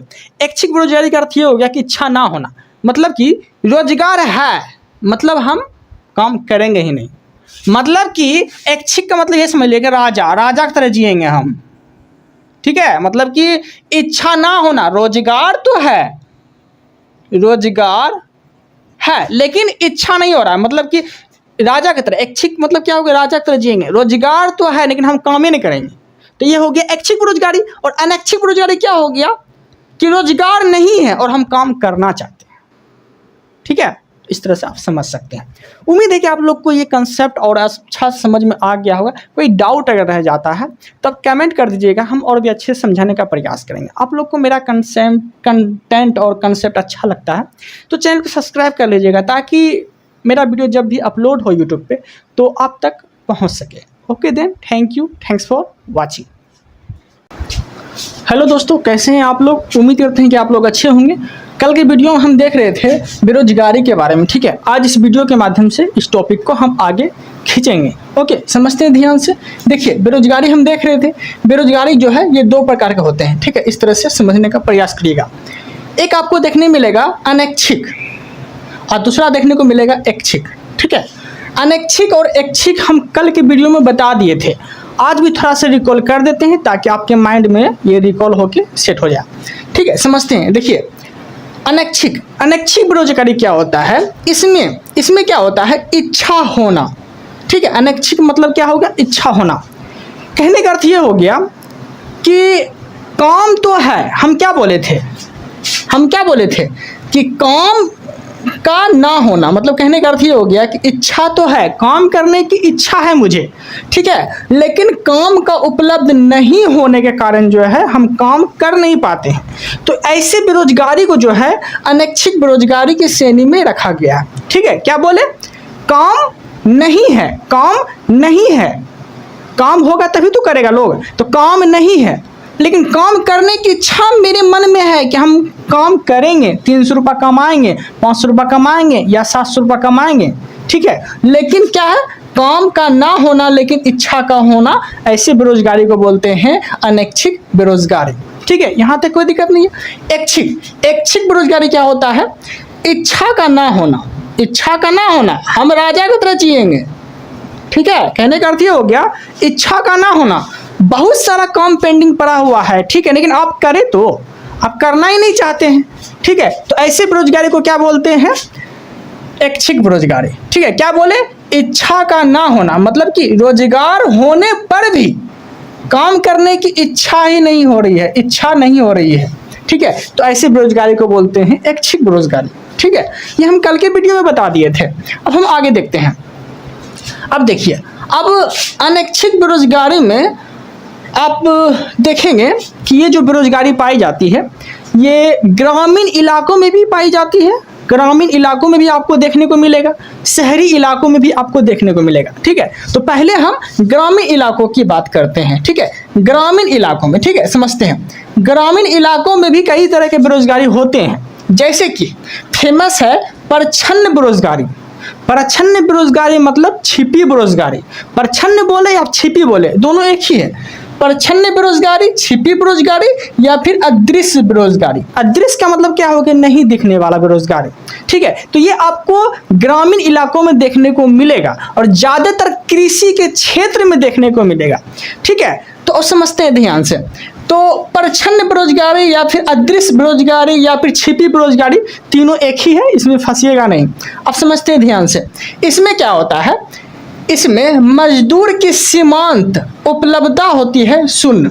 मजदूर की जो है सीमांत उपलब्धता शून्य होती है, उसको उस मजदूर को काम करने का पेमेंट नहीं मिलता है, मिलता है मालिक को। समझने का प्रयास करिएगा। जैसे कि देखिए, मान ली ये खेत है, एक कट्ठा मान ले ये खेत है। ठीक है, एक कट्ठा खेत है। ठीक है, किसी का फादर उस खेत में काम कर रहा है, उसका मालिक उसका फादर है, पापा है। ठीक है, और वो पापा क्या नाम है, तो मान लीजिए रामलाल है। रामलाल के 4 बेटे हैं, रामलाल के 4 बेटे हैं। तो रामलाल जो है ये खेत में काम कर रहा था, ठीक है, और खेत में काम करते करते इसका रामलाल का मन हुआ कि थोड़ा सा टहल लेते हैं। और इसका बेटा जो है, 4 गो बेटा इसका था और 4 गो बेटा जो है वो खेत से गुजर रहा था। ठीक है, तो 4 गो बेटा को बोला कि बेटा थोड़ा सा तुम गेहूं काट दो, थोड़ा सा तुम धान काट दो, ऐसे ही काम करने के लिए उसको लगा दिया। ठीक है, लेकिन क्या उस बेटे को उसका मजदूरी मिलेगा? उसका मजदूरी तो नहीं मिलेगा। ठीक है, मजदूरी किसको मिलेगा? रामपाल को मिलेगा, रामलाल को मिलेगा, जो फसल कटवाया। ठीक है, क्योंकि फसल इसका 4 बेटा फसल काट के इसके पास दे दिया। अब ये जाएगा मार्केट, कहाँ जाएगा? मान ली गेहूं का फसल था, ये जाएगा मार्केट और गेहूं का फसल था, ये गेहूं जो है मार्केट में आके जाके ये बेच दिया। गेहूं जाके मार्केट में बेच दिया। जब इसको गेहूं जब बेच दिया तो गेहूं और का जो पैसा है वो किसके पास जाएगा? वो तो इसका मजदूरी किसको मिला? रामलाल को मिला, इसके मालिक को मिला, लेकिन इसके 4 बेटा को तो नहीं मिला। ठीक है, तो ऐसे बेरोजगारी को बोलते हैं हम लोग अदृश्य बेरोजगारी, परछन्न बेरोजगारी, छिपी बेरोजगारी। ये कृषि के क्षेत्र में आपको देखने को मिलेगा। ठीक है, यहां तक कोई दिक्कत नहीं है। अब हम देखते हैं आगे। अब देखिए, अब ग्रामीण इलाकों में एक और बेरोजगारी आपको देखने को मिलेगा, मौसमी बेरोजगारी। ठीक है, ग्रामीण इलाकों में 2 तरह के बेरोजगारी देखने को मिलता है। एक मिलता है अदृश्य परछन्न, ये सब एक ही बेरोजगारी है, और एक है मौसमी बेरोजगारी। मौसमी बेरोजगारी भी आपको देखने को मिलेगा ग्रामीण इलाकों में। ठीक है, अब देखिए, समझिए ध्यान से। ग्रामीण इलाकों में मौसमी बेरोजगारी कैसी होती है? जैसे कि ये मौसम के आने पे ही डिपेंड करता है कि इसको रोजगार मिलेगा कि इसको रोजगार नहीं मिलेगा। ठीक है, जैसे कि हम रहते हैं ग्रामीण इलाका में, मेरा डीजे का दुकान है, मेरा कार्ड छापने का दुकान है। ठीक है, इस सब का दुकान है। तो अब ये बताइए, लोग अपने द्वार पे रोज डीजे बजाएगा? रोज डीजे तो नहीं बजाएगा। डीजे तो तभी ना बजाएगा जब उसके घर में शादी हो, कोई फंक्शन हो। तो शादी और फंक्शन तो रोज नहीं होता है, इसका तो सीजन चलता है। कोई कार्ड छाप रहा है तो उसके पास कार्ड छपवाने के लिए बिना मतलब का लोग जाएगा नहीं, उसका सीजन होता है ना, शादी ब्याह होता है तब जाके कार्ड छपवाता है। ठीक है, जब ये सब त्योहार में बहुत सारे लोग को काम करने का अवसर मिलता है, रोजगार मिलता है। लेकिन त्योहार रोज तो नहीं आता है, मौसम के हिसाब से आता है। अभी हाल ही फिलहाल में दुर्गा माँ का जो दुर्गा पूजा था उसमें बहुत सारे लोग कुछ कमाए होंगे। ठीक है, तो मौसम के हिसाब से वो कमाया। तो ऐसे बेरोजगारी को क्या बोलेंगे? मौसमी बेरोजगारी, जो मौसम के हिसाब से मिलता है उसको। ठीक है, यहाँ तक कोई दिक्कत नहीं है। तो उम्मीद है कि आप लोग को अदृश्य बेरोजगारी, मौसमी बेरोजगारी समझ में आ गया होगा। ठीक है, यहाँ तक कोई दिक्कत नहीं है। अब देखते हैं शहरी क्षेत्र में बेरोजगारी देखते हैं। ठीक है, देखिए शहरी क्षेत्र में ये सब किसके अंतर्गत आते हैं? ये सब अनैच्छिक बेरोजगारी के अंतर्गत आते हैं। ठीक है, ये इस चीज याद रखिएगा। अब देखिए शहरी क्षेत्रों में, शहरी क्षेत्रों में आपको दो प्रकार के बेरोजगारी देखने को मिलेगा। एक देखने को मिलेगा शिक्षित, एक देखने को मिलेगा औद्योगिक। ठीक है, एक शिक्षा के क्षेत्र में देखने को मिलेगा बेरोजगारी, एक औद्योगिक क्षेत्र में देखने को मिलेगा बेरोजगारी। ठीक है, अब देखिए शहरी क्षेत्र में शिक्षित लोग हैं, शहरी क्षेत्र में क्या है, शिक्षित लोग हैं, लेकिन क्या उसे शिक्षा के हिसाब से रोजगार मिल रहा है? शिक्षा के हिसाब से रोजगार तो नहीं मिल रहा है। कोई मान ले वो पीएचडी कर लिया है, पीएचडी कर लिया है, ठीक है, मान ले पीएचडी कर लिया है वो, ठीक है, लेकिन उसको जॉब क्या चीज का मिला? उसको जॉब मिला 10 क्लास तक का, पीएचडी के हिसाब से उसको जॉब नहीं मिला। ठीक है, तो वैसे बेरोजगारी को क्या बोलते हैं? शिक्षित बेरोजगारी। ठीक है, आपके जितना आपके पास टैलेंट है उसके हिसाब से आपको रोजगार नहीं दिया गया, तो ऐसे बेरोजगारी को बोलते हैं शिक्षित बेरोजगारी। यहाँ तक कोई दिक्कत नहीं है। अब देखते हैं औद्योगिक सेक्टर में जो बेरोजगारी होता है वो देख लेते हैं, क्योंकि शहरी क्षेत्र में दो प्रकार के बेरोजगारी होते हैं, एक शिक्षित, एक औद्योगिक। शिक्षित तो समझ में आ गया होगा, औद्योगिक देखते हैं। इसमें क्या होता है, देखिए यह ना हमेशा अल्प विकसित देशों में देखने को मिलता है, अल्प विकसित देशों में देखने को मिलता है। कैसे, तो समझते हैं ध्यान से। जैसे कि मान ले कोई फैक्ट्री है, फैक्ट्री में 100 मजदूर काम कर रहे हैं। क्या कर रहे हैं? 100 मजदूर काम कर रहे हैं। तो 100 मजदूर को रोजगार तो मिला, लेकिन अचानक से क्या हो गया, फैक्ट्री में आग लग गया, फैक्ट्री बंद हो गया। ठीक है, तो मजदूर 100 जो मजदूर थे वो 100 मजदूर कहाँ जाएंगे? पहले रोजगार था इसके पास जब ये फैक्ट्री खुला हुआ था, लेकिन ये फैक्ट्री हो गया बंद, आग लग गया फैक्ट्री में, तो 100 मजदूर तो बेरोजगार हो गए। तो ऐसे बेरोजगारी को बोलते हैं औद्योगिक बेरोजगारी। औद्योगिक क्षेत्र के अंतर्गत आते हैं ऐसे बेरोजगारी। ठीक है, यहाँ तक कोई दिक्कत नहीं है। उम्मीद है कि आप लोग को समझ में आ गया होगा। अब देखते हैं हम लोग संरचनात्मक बेरोजगारी। संरचनात्मक बेरोजगारी क्या होता है वो देख लेते हैं। ये जो है ज्यादातर आपको भारत में देखने को मिलेगा, सबसे ज्यादा संरचनात्मक बेरोजगारी जो है भारत में देखने को मिलेगा। अब देखिए इसमें क्या होता है, किसी भी कार्य में मशीनों के आ जाने से मजदूर को हटा देना। ठीक है, जैसे कि भारत में बेरोजगारी दर तो देखिए रहे हैं, बहुत ज्यादा बेरोजगारी दर आ गया है। तो जैसे कि किसी भी कार्य में मशीनों का आ जाने से बेरोजगारी दर क्या हो गया, बढ़ गया। जैसे कि गेहूं काटने के लिए 100 मजदूर लगाए हम खेत में, लेकिन अब मशीन ऐसा आ गया है कि 100 मजदूर का काम कोई एक मशीन कर रहा है। ठीक है, तो 100 मजदूर जो है वो तो बेरोजगार हो गया, ना। तो मशीनों के आ जाने से मजदूर का बेरोजगार हो जाना, ऐसे बेरोजगारी को बोलते हैं संरचनात्मक बेरोजगारी, जो आपको भारत में सबसे ज्यादा देखने को मिलेगा।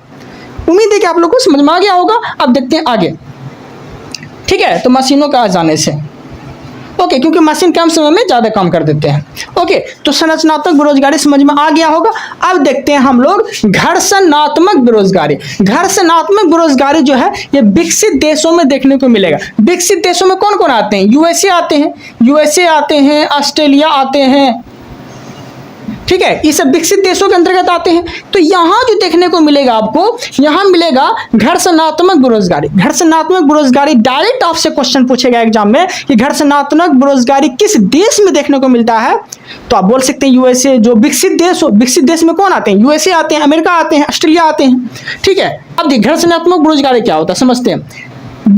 जब एक जॉब को छोड़कर दूसरी जॉब पाने के बीच के समय को घर्षणात्मक बेरोजगारी कहते हैं। ठीक है, किताबी भाषा समझ में नहीं आया, अब मेरा भाषा समझिए, इसमें आपको समझ में आ जाएगा। देखिए ओके, मतलब कि कोई कंपनी मान ले ए है, दो कंपनी है, एक ए कंपनी है, एक बी कंपनी है। ठीक है, तो एक कंपनी में जब हम काम कर रहे थे,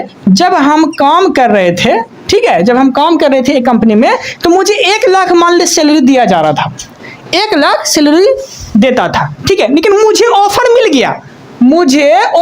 गया कि बी वाला कंपनी जो था वो बोला कि आप मेरे पास आइए, हम आपको 2 लाख सैलरी देंगे। मेरा काम उसको पसंद आ गया होगा, बोला कि हम आपको 2 लाख सैलरी देंगे, आप एक कंपनी को छोड़ के मेरे पास आइए।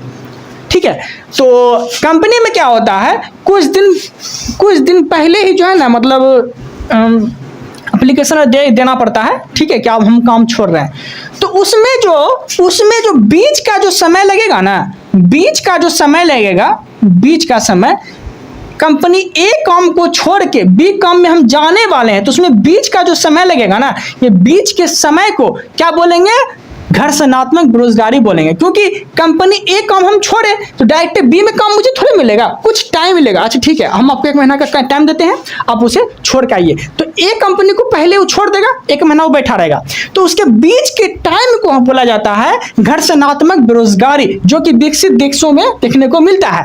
ओके देन, उम्मीद है कि आप लोग को समझ में आ गया होगा। ओके, आप समझते हैं ध्यान से। भारत में बेरोजगारी की माप के लिए कुछ समिति हैं, भारत में बेरोजगारी की माफ के लिए कुछ समिति है, और समिति कौन सी है, तो समिति का नाम है भगवती समिति। ठीक है, भगवती समिति किसके लिए है, तो बेरोजगारी की माफ के लिए भगवती समिति लाया गया था, और यह आया कब था, तो 1973 में आया था। ओके देन, आगे देखते हैं।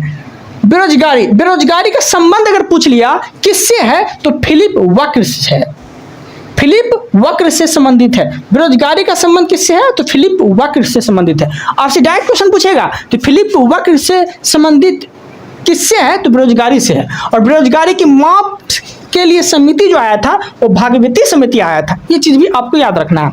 ओके देन, यहां तक कोई दिक्कत नहीं है। अब देखते हैं हम लोग आगे। ओके, अब देखते हैं, समझते हैं आगे, यहां तक कोई दिक्कत नहीं है। अब देखिए, एक चीज याद रखिएगा। देखिए, जब भारत में बेरोजगारी बढ़ती है, जब भारत में बेरोजगारी बढ़ती है तो महंगाई कम होती है। क्या होती है, मतलब मुद्रास्फीति क्या होती है, कम होती है। जब बेरोजगार रहेगा लोग तो सामान खरीदेगा ही नहीं, तो सामान तो वही रहेगा। वैसे ही जैसे कि सेब दे रहा है 100 रुपये केजी, अब मेरा इनकम है ये नहीं 100 रुपये हम दे के सेब खरीदे, पैसा ही नहीं है मेरे पास, तो वो 100 रुपये जो केजी दे रहा है सेब, उस कैसे बेचेगा, उसके पास लोग जाएगा ही नहीं ज़्यादा से ज़्यादा, तो महंगाई तो कम ही ना होगा। ठीक है, तो अगर भारत में क्या होता है, भारत में बेरोजगारी बढ़ती है तो महंगाई कम होती है। इस तरह से इसके हिसाब मतलब मुद्रास्फीति कम होती है, ये चीज़ याद रखिएगा। ओके, अब देखिए, बेरोजगार मतलब बेरोजगार अगर कम होगा, बेरोजगार बढ़ेगा तो महंगाई कम, बेरोजगार बढ़ेगा तो महंगाई कम, अब बेरोजगार कम होगा तो महंगाई ज्यादा होगा। ठीक है, बेरोजगार कम होगा तो महंगाई ज्यादा होगा। ठीक है, सीधी भाषा में बोलिएगा,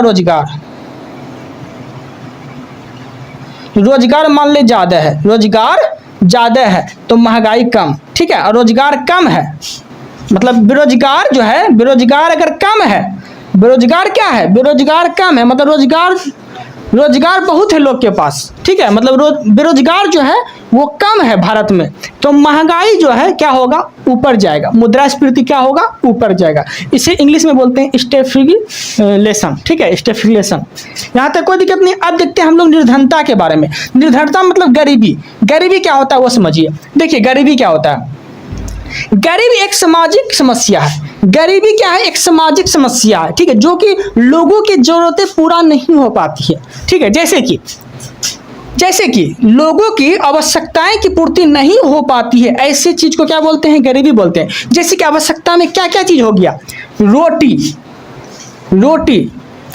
कपड़ा, मकान, शिक्षा, स्वास्थ्य। क्या बोले, रोटी, कपड़ा, मकान,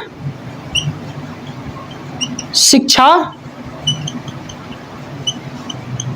स्वास्थ्य। ठीक है, रोटी, कपड़ा, मकान, शिक्षा, स्वास्थ्य की पूर्ति नहीं हो पाती है तो ऐसे व्यक्ति को, ऐसे लोगों को, ठीक है, क्या कहा जाता है, गरीबी के अंतर्गत रखा जाता है। वो गरीब है।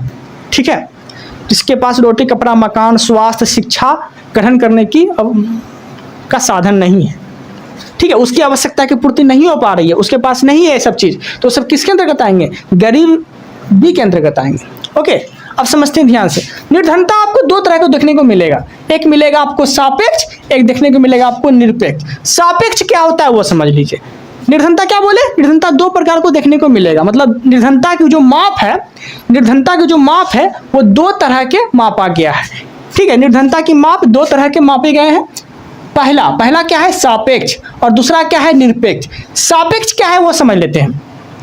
यह एक तुलनात्मक अध्ययन है। क्या है? यह एक तुलनात्मक अध्ययन है, मतलब कि लोग जो है एक दूसरे से तुलना कर रहा है। आप ही बताइए कि मेरे पास 100 रुपये है, आपके पास 200 रुपये है, तो आपकी तुलना में मेरे पास 100 रुपये है, तो हम आपसे गरीब हुए ना। तो वही तुलनात्मक अध्ययन जिसमें किया जाता है वो किसके अंतर्गत आते हैं? वो आते हैं सापेक्ष निर्धनता के अंतर्गत। जैसे कि ए के पास 100 रुपये है, बी के पास मतलब ए के पास 200 रुपये है और बी के पास 100 रुपये है, तो गरीब कौन हुआ? गरीब तो बी हुआ। गरीब कौन हुआ? बी हुआ, क्योंकि बी के पास 100 रुपये है और ए के पास 200 रुपये है। तो ऐसी निर्धनता को क्या बोलते हैं? सापेक्ष निर्धनता बोलते हैं। तुलना किया जाता है, एक दूसरे से तुलना किया जाता है। मतलब कहने का अर्थ ये हो गया कि भारत मतलब सापेक्ष निर्धनता में गरीबी को नहीं दर्शाता है, तुलनात्मक को दर्शाता है। जैसे कि ए के पास 200 रुपये है, बी के पास 100 रुपये है, तो ये दोनों में गरीब कौन हुआ? बी हुआ गरीब। लेकिन इसमें एक लॉजिक है, समझिएगा। बी की जो है, बी के 100 रुपये में भी सब कुछ पूर्ति हो जाता है, आटा चावल दाल सब कुछ हो जाता है। लेकिन अगर वो कंपैरिजन कर रहा है, मतलब कि तुलना कर रहा है, तब उसके तुलना में ये गरीब हो जाता है। बस ये होता है। ओके, अब देखिए, यह जो है विकसित देशों में देखने को मिलती है। ठीक है, मतलब कि बड़ा बड़ा शहर में देखने को मिलता है, बड़ा बड़ा शहर में ये सब देखने को मिलता है निर्धनता। जैसे कि यूएसए में, यूएसए क्या है? विकसित देश है। ओके, आप समझते हैं ध्यान से। सापेक्ष निर्धनता निकालने की 2 विधि है। सापेक्ष निर्धनता निकालने के लिए 2 विधि का इस्तेमाल किया जाता है। पहला क्या है? Lorentz work. लॉरेंज वर्क का संबंध किससे है? तो निर्धनता से है, ये चीज याद रखिएगा। ये कब आया था? तो 1905 में आया था। ओके, लॉरेंज वर्क का संबंध किससे है? तो निर्धनता से है, ये चीज याद रखिएगा। ये जो है 1905 में आया था। ओके, दूसरा क्या है? गिनी के गुणांक। गिनी के गुणांक का संबंध भी निर्धनता से ही है। ठीक है, इसका ये कब आया था? तो 1912 में आया था। ठीक है, यहाँ तक कोई दिक्कत नहीं है। तो सापेक्ष निर्धनता निकालने की 2 विधि कौन कौन है? तो लॉरेंज वर्क और गिनी गुणांक। लॉरेंज वर्क कब आया? 1905 में। गिनी गुणांक कब आया? तो 1912 में आया था। ओके देन, आगे अब देखिए, अब एक होता है निरपेक्ष निर्धनता। हम क्या देखें? हम सापेक्ष देखें ना, अब निरपेक्ष देखते हैं। ये कहाँ देखने को मिलेगा? तो ये आपको देखने मिलेगा विकासशील देशों में। विकासशील देशों में ये चीज देखने को मिलेगा। जैसे कि विकासशील देशों में कौन आता है? भारत। ठीक है, और ये क्या होता है? ये विधि आय की असमानता को दर्शाता है। क्या दर्शाता है? निरपेक्ष निर्धनता किसको दर्शाता है? विधि आय के असमानता को दर्शाता है। ओके, तो इस टॉपिक को हम यहीं तक रखते हैं। कल के वीडियो में हम इससे आगे खींचेंगे। आप लोग रिवीजन करते रहिएगा पीछे वाला वीडियो, तो आप लोग जो है कनेक्ट रहेंगे। ठीक है, क्योंकि एग्जाम में ज़्यादातर जो है ना अब इकोनॉमिक्स से क्वेश्चन गिर रहा है, तो लुसेंट का इकोनॉमिक्स पकड़ के हम अच्छे से ख़त्म कर देंगे। उसके बाद हम साइंस स्टार्ट करेंगे। ठीक है, आप लोग को मेरा कंटेंट अगर अच्छा लग रहा है तो चैनल को सब्सक्राइब कर लीजिएगा, ताकि आने वाले एग्जाम में आप लोग के लिए हेल्पफुल साबित हो। ठीक है, thank you, thanks for watching. Hello दोस्तों, कैसे हैं आप लोग? उम्मीद करते हैं कि आप लोग अच्छे होंगे। आज का जो टॉपिक है वो निर्धनता है। ठीक है, हम निर्धनता के बारे में जान रहे थे, जिसे बोलते हैं गरीबी। इसे आज आगे खींचने का प्रयास करते हैं। ठीक है, समझते हैं ध्यान से। देखिए, निर्धनता का जो मापन किया गया था, ये 2 प्रकार से किया गया था। एक किया गया था तुलनात्मक अध्ययन के आधार पे, जिसे बोलते हैं सापेक्ष निर्धनता। ठीक है, और दूसरा था निरपेक्ष निर्धनता। ठीक है, इसमें व्यक्तिपूर्वक निर्धन किया जाता था, व्यक्तिपूर्वक मापन किया जाता था। जैसे कि सापेक्ष निर्धनता की बात बोलेंगे तो इसमें ना तुलना किया जाता है। ठीक है, तुलनात्मक अध्ययन किया जाता है। जैसे कि कोई व्यक्ति है, क्या है? कोई व्यक्ति ए है, ए के पास कितना है? 100 रुपये है, बी के पास कितना है? 200 रुपये है। ठीक है, तो देखिए, ए की भी पूर्ति हो रही है, बी की भी पूर्ति हो रही है, लेकिन ए को लग रहा है कि बी से हम गरीब हैं। क्या है? गरीब हैं। ठीक है, तो इसी को बोलते हैं तुलनात्मक अध्ययन। मतलब कि पूर्ति दोनों का हो रहा है, लेकिन तुलनात्मक अध्ययन किया जा रहा है, तुलना करके अध्ययन किया जा रहा है कि हम आपसे गरीब हैं। ठीक है, ये समझ में आ गया होगा। आगे देखते हैं। आगे निरपेक्ष निर्धनता, इसमें क्या बोला गया है?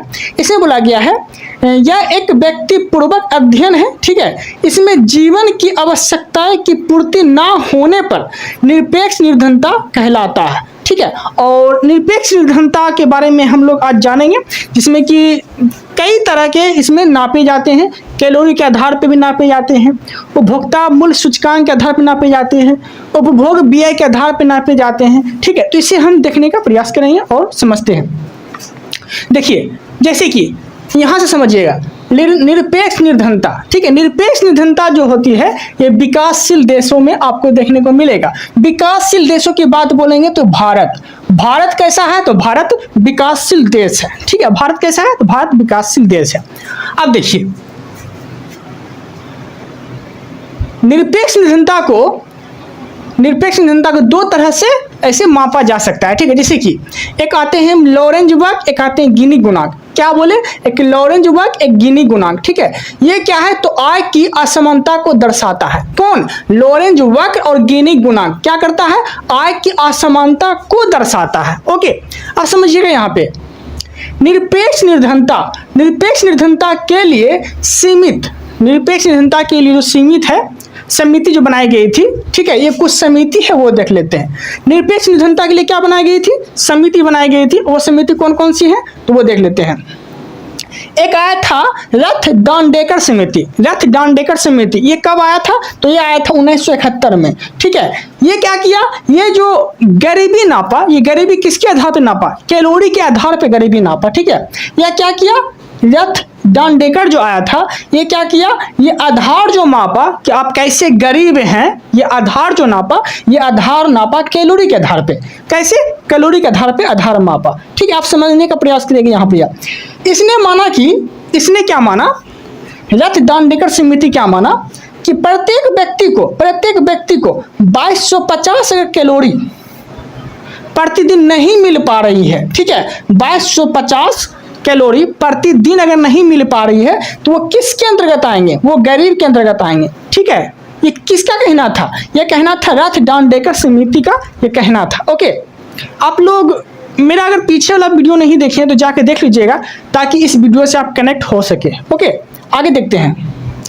रथ-डांडेकर समिति की सहायता के लिए जो है एक और समिति आया था। ठीक है, वाई के अलग समिति, किसकी सहायता के लिए, रथ-डांडेकर की सहायता के लिए। ठीक है, और वाई के अलग समिति जो आए थे ये 1977 में आए थे। ठीक है, किसके लिए, तो इसके जांच के लिए। ठीक है, रथ-डांडेकर समिति की जांच के लिए ये कैसा ये काम कर रहा है। ठीक है, इसके जांच के लिए वाई के अलग समिति आया था। ये भी बेरोजगारी, ये भी जो है निर्धनता से ही संबंधित है। निर्धनता बोले तो गरीब से ये भी संबंधित है। ओके, और ये जो वाई के अलग समिति आया था किसकी जांच के लिए आया था, तो रथ-डांडेकर समिति की जांच के आया था। मतलब ये सही काम कर रहा है या नहीं कर रहा है। ठीक है, आगे देखते हैं।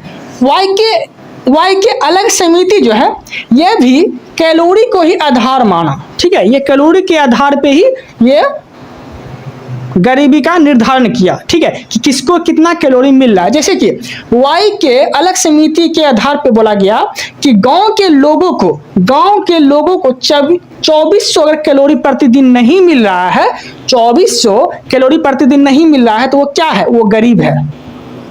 क्या है, वो गरीब है। और शहर में क्या निर्धारित किया गया कि शहर के लोगों को 2100 कैलोरी अगर नहीं मिल पा रही है तो वो क्या है, वो भी एक गरीब है।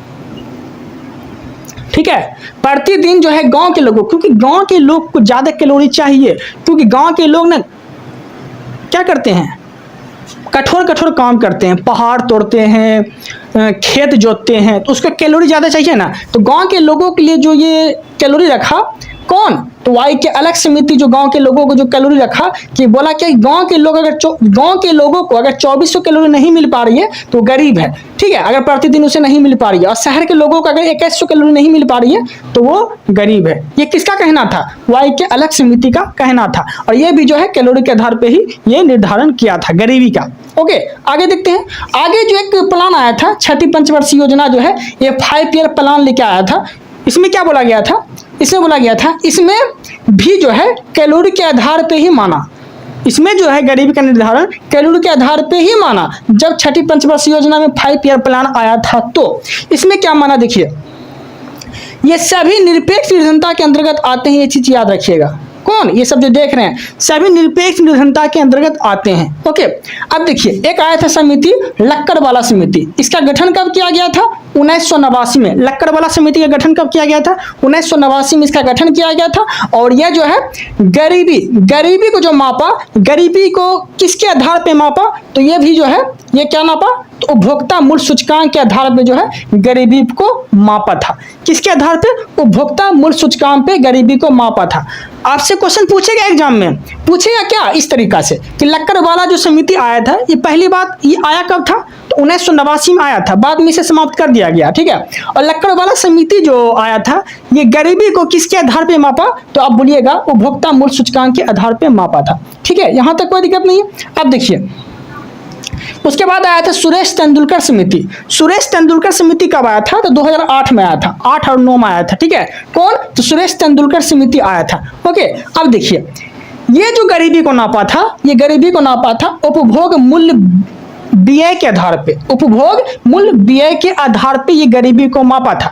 इसका कहना क्या था? सुरेश तेंदुलकर समिति का कहना क्या था कि गांव के लोगों के, गांव का लोग जो है अगर 816 रुपया प्रति माह, मतलब एक महीना में अगर 816 रुपया खर्च नहीं करता है या फिर उसका इनकम नहीं है 816 रुपया, तो वो क्या है? तो वो क्या है? तो वो गरीब के अंतर्गत आएगा। ठीक है, 816 रुपये का खर्च नहीं करता है तो गरीब के अंतर्गत आएगा। अब प्रतिदिन पूछ लिया तो कितना हो जाएगा? 27 रुपये। ऐसे 30 से भाग देंगे 816 को तो 27 रुपये समथिंग पड़ेगा। ठीक है, अगर खर्चा नहीं कर पा रहा है, मतलब कि प्रतिदिन, अगर प्रतिदिन बोलेगा तो 27 रुपये और प्रति माह बोलेगा तो 816 रुपये, अगर उसका इनकम नहीं है तो क्या है? वो गरीब है। ओके, ये किसका कहना था? तो ये सुरेश तेंदुलकर समिति का कहना था। और ऐसे ही पूछ सकता है कि समिति में कि सुरेश तेंदुलकर समिति किससे है? तो गरीबी के निर्धारण करने के लिए समिति आया था। ठीक है, अब देखिए शहर में क्या बोला गया? शहर के लोग अगर 1000 रुपये प्रति माह नहीं कमा रहे हैं या फिर नहीं उसका इनकम है तो वो भी गरीब के अंतर्गत ही आएंगे। ठीक है, 1000 रुपये प्रति माह, लेकिन प्रतिदिन अगर बोल दिया आपसे तो 33 रुपये प्रतिदिन। ठीक है, इसी भी 30 से अगर भाग देते हैं, 30 से अगर भाग देते हैं तो 33 रुपया समथिंग प्रतिदिन आएगा। ठीक है, तो ये सब जो बात बोला था सुरेश तेंदुलकर समिति के आधार पे ये सब बात बोला गया था। ओके, यहां तक कोई दिक्कत नहीं है। अब देखते हैं आगे। आगे है 2012 और 13 में जो है रंगराजन समिति आया था। क्या आया था? 2012-13 में रंगराजन समिति आया था। यह जो है गरीबी को कैसे नापा था? तो उपभोग व्यय के आधार पे गरीबी को नापा था। ये भी पैसे के आधार पे गरीबी को नापा था। कौन? तो रंगराजन समिति जो आया था। ठीक है, अब देखिए इसमें क्या नापा गया था? इसमें मापा गया था कि ग्रामीण वाले जो लोग हैं प्रति माह बोले तो 30 दिन में अगर 972 रुपये प्रति माह मतलब 30 दिन में 972 रुपये अगर प्रति माह अगर उसका इनकम नहीं है तो क्या आएंगे? वो गरीब होंगे। क्या आएंगे? वो गरीब के अंतर्गत आएंगे। और शहर के लोगों के लिए क्या निर्धारित किया गया था कि प्रति माह मतलब 30 दिन में अगर 1407 रुपये प्रति माह अगर उसे नहीं मिल रहा है या फिर नहीं कमा रहा है, ठीक है, उसका इनकम नहीं है तो वो भी गरीब के अंतर्गत ही आएंगे। ठीक है, क्या आएंगे? गरीब के अंतर्गत ही आएंगे। फिर से बोल देते हैं कि रंगराजन समिति के आधार पे 2012-13 में आया था। गरीबी का जो मापा था, गरीबी का जो मापन किया था, उपभोग व्यय के आधार पे गरीबी का मापन किया था। और ग्रामीण जो है ग्रामीण के लोगों के लिए प्रति माह जो है 972 रुपये प्रति माह रखा गया था। कितना अगर पैसा नहीं कमाता है तो वो गरीब है। और शहरी लोगों के लिए कहा गया था कि 30 दिन में मतलब वही प्रति माह अगर 1407 रुपये प्रति माह अगर नहीं कमाते हैं तो वो गरीब है।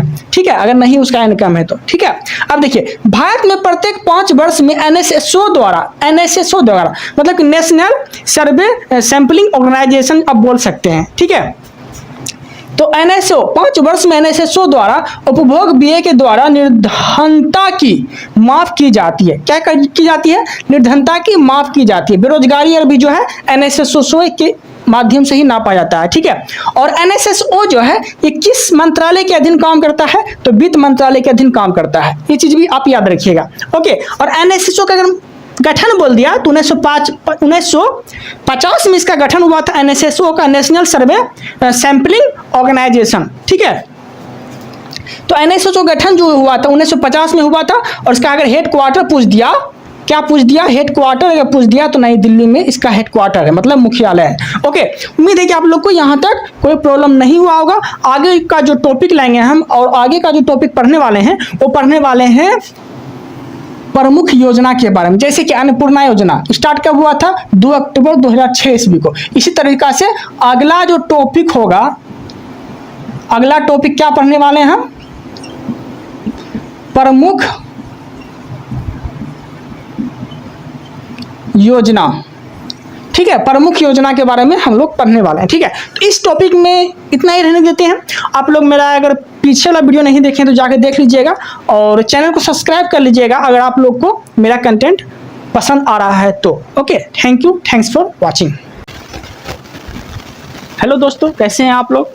उम्मीद करते हैं कि आप लोग अच्छे होंगे। जैसे कि आप लोग जान रहे थे, हम कल के वीडियो में बोले थे कि योजनाएं के बारे में हम लोग कल के टॉपिक में जानेंगे। ठीक है, तो आज हम योजनाएं के बारे में जानेंगे, समझते हैं ध्यान से। टॉपिक मेरा क्या है, योजनाएं, प्रमुख योजनाएं। ठीक है, देखिए सबसे पहले हम देखेंगे अन्नपूर्णा योजना। अन्नपूर्णा योजना की जो शुरुआत हुई थी ये कब हुई थी, तो यह हुई थी 2 अक्टूबर 2006 ईस्वी को अन्नपूर्णा योजना की शुरुआत हुई थी। कब हुई थी, 2 अक्टूबर 2006 ईस्वी को अन्नपूर्णा योजना की शुरुआत हुई थी। और ये जो शुरुआत हुई थी ये कहाँ से शुरुआत हुई थी, किस राज्य से हुई थी या फिर किस गांव से हुई थी, वो देख लेते हैं। तो ये जो था ये सिलखोरा एक गांव पड़ता है। ठीक है, और डिस्ट्रिक्ट जो है गाजियाबाद। ठीक है, यहाँ से ये योजना का प्रारंभ हुआ था, शुरुआत हुआ था। और ये कब हुआ था, तो 2 अक्टूबर 2006 ईस्वी को हुआ था। ठीक है, अब ये योजना की जो शुरुआत हुआ था, इस योजना का मुख्य उद्देश्य क्या था, क्या जरूरी था जो ये योजना लाया गया था, इसका प्रमुख पर्पस होगा ना लाने का। तो इसका प्रमुख उद्देश्य जो था, देश के अत्यंत निर्धन व्यक्ति या निर्धन, ठीक है, देश के जो अत्यंत निर्धन व्यक्ति है, निर्धन वृद्ध लोग जो हैं, ठीक है, उसके लिए क्या किया गया, रोटी की व्यवस्था की गई। ठीक है, रोटी की व्यवस्था की गई, अनाज की व्यवस्था की गई, क्योंकि अन्नपूर्णा कहीं ना कहीं जो है ना अनाज से रिलेटिव है। ठीक है, तो अन्नपूर्णा योजना के तहत जो है, जो भी निर्धन व्यक्ति आते हैं, निर्धन मतलब क्या हो गया, गरीब व्यक्ति आते हैं, उसके लिए अनाज प्रोवाइड किया गया। ठीक है, किस योजना के तहत, तो अन्नपूर्णा योजना के तहत, जो कि 2 अक्टूबर 2006 ईस्वी को सिखोरा गांव के अंतर्गत, और डिस्ट्रिक्ट बोलेंगे तो गाजियाबाद से यह प्रारंभ हुआ था। ठीक है, अब देखिए, अब हम आगे देखने वाले हैं नरेगा। ठीक है, जो एग्जाम के पर्पज से काफ़ी इंपॉर्टेंट है, और हम वही टॉपिक ला के यहाँ रखे हैं जो एग्जाम में अक्सर पूछे जाते हैं। ओके, नरेगा। अब देखिए नरेगा जो शुरुआत हुई थी वो देख लेते हैं। लेकिन नरेगा जो शुरुआत हुई थी उससे पहले हम नरेगा का फुल फॉर्म जान लेते हैं कि नरेगा का फुल फॉर्म होता क्या है। तो नरेगा का फुल फॉर्म जो होता है, नेशनल रूरल डेवलपमेंट एम्प्लॉयमेंट। फिर से बोल देते हैं, ठीक है, देखिए, national rural employment guarantee act. ठीक है, क्या बोले नरेगा का फुल फॉर्म, ये एक्ट जो है ये अलग है। Okay, national rural employment guarantee act NREGA का फुल फॉर्म है। और नरेगा जो आया था ये कब आया था, नरेगा आया था 2 फरवरी 2006 ईस्वी को। 2 फरवरी 2006 ईस्वी को नरेगा लाया गया था। ओके, और नरेगा की जो शुरुआत हुई थी किस गांव से स्टार्ट हुई थी, किस जगह से ये प्रारंभ किया गया था, तो यह किया गया था अनंतपुर ग्राम पड़ता है। ठीक है, और बंदावली जो पड़ता है ये डिस्ट्रिक्ट पड़ता है। ओके, अनंतपुर ग्राम, बंदावली डिस्ट्रिक्ट, और यह राज्य बोलेंगे तो आंध्र प्रदेश। ये जो है आंध्र प्रदेश से प्रारंभ हुआ था। कौन सी योजना, तो नरेगा योजना। अगर राज्य बोल दिया तो आप आंध्र प्रदेश बोल सकते हैं, ग्राम बोल दिया तो ग्राम में आप अनंतपुर बोल सकते हैं, और डिस्ट्रिक्ट बोल दिया तो बंदावली बोल सकते हैं। ओके, कौन सी योजना, तो नरेगा योजना की शुरुआत कब हुई थी, 2 फरवरी 2006 ईस्वी को प्रारंभ किया गया था। नरेगा का पूरा नाम क्या है, तो national rural employment guarantee act. Okay, आगे देखते हैं। और हिंदी में अगर आपसे पूछ लिया तो राष्ट्रीय ग्रामीण रोजगार गारंटी योजना। ठीक है, राष्ट्रीय ग्रामीण रोजगार गारंटी हिंदी में से बोल सकते हैं, तो ये योजना लाया गया था। ओके, अब देखिए, समझिए ध्यान से। अब देखिए, नरेगा का अगर निर्माण करता बोल दिया कि निर्माण इसका नाम कौन दिया था नरेगा का?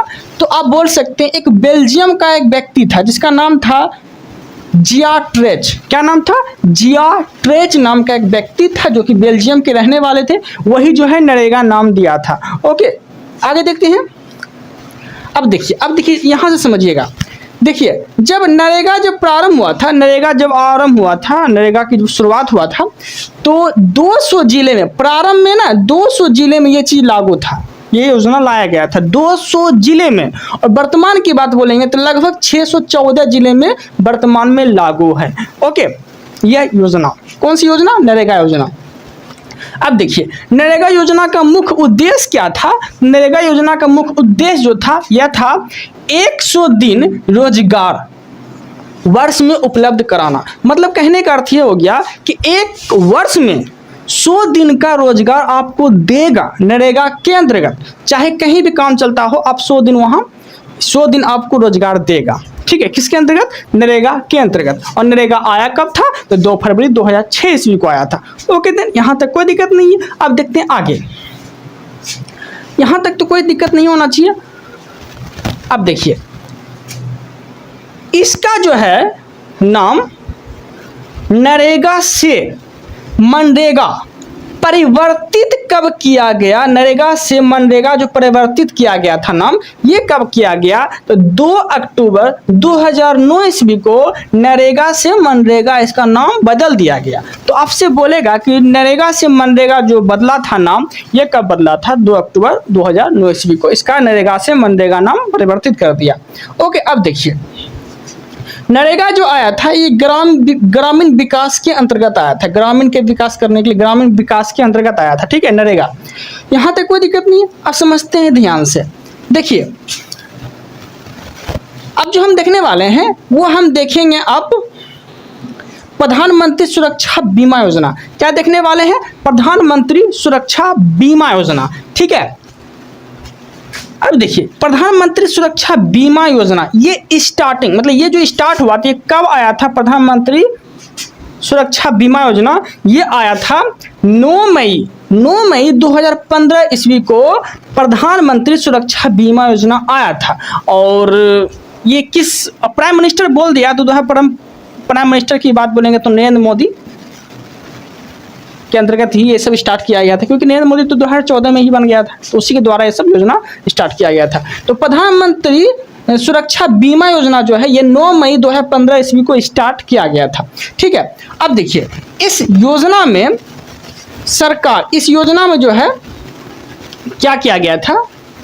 इस योजना में मतलब पहली बात ये जान लीजिए कि अगर ये आप इस योजना से पहली बात ये जान लीजिए कि प्रधानमंत्री सुरक्षा बीमा योजना में अगर आपको शामिल होना है तो आपकी आयु कितनी होनी चाहिए, पहले वो देख लेते हैं। आपकी आयु होनी चाहिए 18 से 70 के बीच आपकी आयु अगर है तो आप ये योजना का लाभ उठा सकते हैं। क्या उठा सकते हैं? लाभ उठा सकते हैं। ओके, अब देखिए अब इस योजना से जुड़ने के लिए आपको क्या करना पड़ेगा?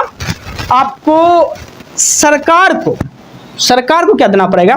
पर डे 1 रुपया देना पड़ेगा। क्या देना पड़ेगा? पर डे 1 रुपया देना पड़ेगा। मतलब पर डे नहीं, हाँ ठीक है, पर मंथ 1 रुपया पर मंथ। ठीक है, 1 रुपया पर मंथ जो है आपको क्या देना पड़ेगा? पे करना पड़ेगा। ओके, उसके बाद अगर सालाना बोल दिया तो 12 रुपया प्रति वर्ष आपको जमा करना पड़ेगा। किस योजना के अंतर्गत? तो प्रधानमंत्री सुरक्षा बीमा योजना के तहत। कितना जमा करना पड़ेगा? तो 1 रुपया पर मंथ। तो 12 मंथ में 1 साल होता है, तो 12 मंथ में आपको जमा करना पड़ेगा 12 रुपया पर वर्ष, 12 रुपया पर वर्ष। ठीक है, क्योंकि 12 महीने में 1 वर्ष होता है, तो वही 12 रुपया पर वर्ष आपको जमा करना पड़ेगा। किसमें? प्रधानमंत्री योजना के अंतर्गत आपको जमा करना पड़ेगा। ठीक है, अब देखिए ध्यान से समझिएगा यहाँ पर। इस योजना में किसी कारण, कहने का अर्थ ये हो गया कि आप जो 1 महीना में 12 रुपया 1 महीना में 1 रुपया पे करते थे, ठीक है, और 12 महीना में 12 रुपया जो पे किए, अब देखिए आप तो पे कर रहे हैं। अब देखिए इस योजना का आप लाभ कैसे उठा सकते हैं? देखिए इस योजना में किसी कारणवश आप जमा कर रहे थे 1 रुपया 1 महीना में और 12 वर्ष में 12 रुपये जमा कर रहे थे। तो यही बात बोला गया है इस योजना में, क्योंकि ये सुरक्षा से रिलेटिव है, प्रधानमंत्री सुरक्षा बीमा योजना से रिलेटिव है। तो इसमें बोला गया था कि इस योजना में किसी कारणवश के मतलब समझिए दुर्घटनावश, ठीक है, जैसे कोई ट्रेन से जा रहे हैं, आपके साथ दुर्घटना हो गया, फिर ऐसा कोई बात हो गया, कुछ भी हो, ठीक है, तो इस योजना के अंतर्गत किसी कारणवश दुर्घटना हो गया, मृत्यु हो गया, ठीक है, मृत्यु अगर हो जाता है इस दुर्घटना में, तो आपको सरकार के तरफ से 2 लाख रुपए का मुआवजा दिया जाएगा। ठीक है, किसको? आप जो जमा कर रहे थे प्रधानमंत्री सुरक्षा बीमा योजना के अंतर्गत जो जमा कर रहे थे, तो अगर आपका दुर्घटना हो जाता है, ऐसा कभी हो ना भगवान करे, क्योंकि पैसा से सॉरी बात नहीं है, ठीक है, जान बची तो लाख हो पाए, ठीक है, जान रहेगा आपसे तो जिंदगी में आप कभी लाखों रुपए कमा सकते हैं, तो जान इंपॉर्टेंट है, ठीक है, वो याद रखिए। लेकिन दुर्घटना भर, क्योंकि जिंदगी को ठिकाना है नहीं, दुर्घटना भर अगर आपको कुछ हो जाता है तो सरकार की तरफ से आपको 2 लाख रुपए का मुआवजा दिया जाएगा। ठीक है, कोई दिक्कत नहीं है। अगर आपका मृत्यु हो जाता है तब 2 लाख रुपए का जुर्माना देंगे, मतलब देगा आपको सरकार, ठीक है, आपको 2 लाख रुपए का जुर्माना देंगे, ठीक है। लेकिन अगर मृत्यु नहीं होती है, अपंग हो जाते हैं, ठीक है, अपंग हो जाते हैं, अंधा हो जाते हैं, पैर टूट जाता है, ठीक है, तो इस योजना के तहत आपको 1 लाख रुपए का जुर्माना दिया जाएगा। मृत्यु नहीं हुआ, अपंग हो गए, हाथ पैर टूट गया, ऐसा कुछ हो गया है, तो 1 लाख रुपए का जुर्माना दिया जाएगा। और मृत्यु अगर हो जाता है तो आपको 2 लाख रुपए का जुर्माना दिया जाएगा सरकार के तरफ से। किस योजना के अंतर्गत ये बात बोला गया है? तो यह बोला गया है प्रधानमंत्री सुरक्षा बीमा योजना के अंतर्गत। और ये आया कब था? तो यह आया था 9 मई 2015 ईस्वी को यह योजना आया था। और यह योजना जो प्रारंभ किया गया था किस प्राइम मिनिस्टर के अंतर्गत प्रारंभ किया गया था? तो नरेंद्र मोदी, ठीक है, हमारे देश के प्राइम मिनिस्टर वर्तमान में भी यही है। ओके, तो यहाँ तक कोई दिक्कत नहीं, उम्मीद है कि आप लोगों को समझ में आ गया होगा। और ये योजना का लाभ आप कब उठा सकते हैं? तो 18 से 70 वर्ष की उम्र में, मतलब जुड़ सकते हैं। योजना का लाभ तो तभी उठा सकते हैं जब आपकी मृत्यु हो जाएगी या अपंग हो जाएंगे, लेकिन जुड़ने के लिए आपको 18 से 70 वर्ष की आयु होनी चाहिए। ठीक है, यहाँ तो कोई दिक्कत नहीं। आगे का जो टॉपिक है वह है प्रधानमंत्री जीवन बीमा ज्योति।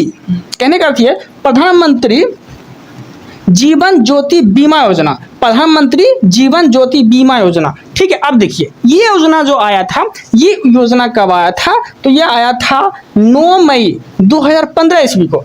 9 मई 2015 ईस्वी को प्रधानमंत्री जीवन ज्योति बीमा योजना भी आया था और प्रधानमंत्री सुरक्षा बीमा योजना भी आया था। ठीक है, दोनों 9 मई 2015 ईस्वी को ही आया था, दोनों का डेट और ईस्वी दोनों एक है। ओके, अब देखिए यह योजना प्रधानमंत्री जीवन ज्योति योजना जो प्रारंभ हुआ था, यह योजना प्रारंभ हुआ था कोलकाता से यह योजना प्रारंभ हुआ था। ओके, और प्रधानमंत्री सुरक्षा बीमा योजना जो हुआ था प्रारंभ, यह भी कोलकाता से ही प्रारंभ हुआ था। ओके, यहाँ तो कोई दिक्कत नहीं है, सेम है दोनों। ओके, अब देखिए तो प्रधानमंत्री जीवन ज्योति बीमा योजना जो है 9 मई 2015 ईस्वी को स्टार्ट हुआ था कोलकाता से। इस योजना का लाभ, कहने का अर्थ यह हो गया, इस योजना का लाभ नहीं बोल सकते, मतलब कि जुड़ सकते हैं, इस योजना से आप जुड़ सकते हैं। तो 18 से 50 वर्ष की उम्र में अगर आपका है तो आप इस योजना से जुड़ सकते हैं। ठीक है, और इस योजना का मुख्य उद्देश्य क्या था? जीवन ज्योति बीमा योजना का मुख्य उद्देश्य क्या था? तो इसका मुख्य उद्देश्य था, समझने का प्रयास करिएगा, इसका मुख्य उद्देश्य क्या था? अगर आपकी नॉर्मल मृत्यु हो जाती है, ठीक है, तो आपको सरकार की तरफ से 2 लाख रुपए का जुर्माना दिया जाएगा, आपको 2 लाख रुपए का जुर्माना दिया जाएगा। ओके, यहाँ तक कोई दिक्कत नहीं। अब देखिए, लेकिन ये बात जान लीजिए, इस योजना में 2 लाख रुपए आपको तभी मिलेगा जब आप प्रति वर्ष 330 रुपये प्रति वर्ष जमा करते हैं। ठीक है, कहीं ना कहीं सोच लीजिए, आप योजना का लाभ तभी उठा सकते हैं जब आपकी मृत्यु हो जाएगी। उसमें आपकी जब मृत्यु हो ही जाएगी तो योजना का आप क्या लाभ उठाएंगे? आपके परिवार वाले योजना के लाभ उठाएंगे। आप मरेंगे तो परिवार वाले को पैसा मिल जाएगा। ठीक है, तो लेकिन अगर मृत्यु नहीं होती है तो 330 रुपये पर मंथ जो आप जमा करते हैं ये सरकार के खाते में जमा हो जाएगा। ठीक है, अगर सरकार कोई योजना निकाल रही है तो ये मत सोचिएगा कि हम लोग के लिए सही है, कुछ सही भी है कुछ गलत भी है। ठीक है, नहीं तो सारा खाता में, सरकार के खाता में जमा हो जाता है पैसा। ओके, तो 330 रुपये पर मंथ पर वर्ष आपको जमा करना पड़ेगा। ठीक है, किस योजना के तहत? जीवन ज्योति बीमा योजना के तहत। ये आया था 9 मई 2015 ईस्वी को। स्टार्ट कहाँ से हुआ था? कोलकाता से प्रारंभ हुआ था। इसका मुख्य उद्देश्य क्या था कि नॉर्मल अगर आपकी मृत्यु हो जाती है तो 2 लाख रुपए का जुर्माना दिया जाएगा। किसके तरफ से? तो सरकार की तरफ से। सरकार की तरफ से 2 लाख रुपए का जुर्माना दिया जाएगा, लेकिन उसके लिए आपको जमा कितना करना पड़ेगा? प्रति वर्ष 330 रुपये प्रति वर्ष जमा करना पड़ेगा। ठीक है, तो उम्मीद है कि आप लोगों को यहाँ तक कोई डाउट नहीं हुआ होगा। ओके, आगे देखते हैं। आगे है अटल पेंशन योजना। अटल पेंशन योजना के बारे में अब हम पढ़ने वाले हैं। ठीक है, एग्जाम से रिलेटिव, एग्जाम के अकॉर्डिंग ही हम ये चैप्टर लेके आए हैं और सारा आपको एग्जाम के अकॉर्डिंग ही मिलेगा और सारा लूसेंट को कवर किया गया है।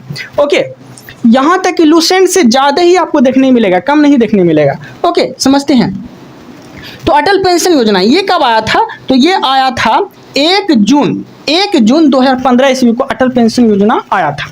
ओके, इसका मुख्य उद्देश्य क्या था? ये योजना क्यों आया था तो वो देख लेते हैं। ये योजना जो है निजी क्षेत्र में कार्य कर रहे, निजी क्षेत्र का अर्थ क्या हो गया? ये प्राइवेट सेक्टर में कोई व्यक्ति काम कर रहा है। ठीक है, तो निजी क्षेत्र में कार्य कर रहे असंगठित लोगों को सामाजिक सुरक्षा प्रदान करना। ठीक है, असंगठित लोगों को सामाजिक सुरक्षा प्रदान करना किसके अंतर्गत? अटल पेंशन योजना के तहत ये बात बोला गया था। और ये आया कब था? तो 1 जून 2015 ईस्वी को आया था।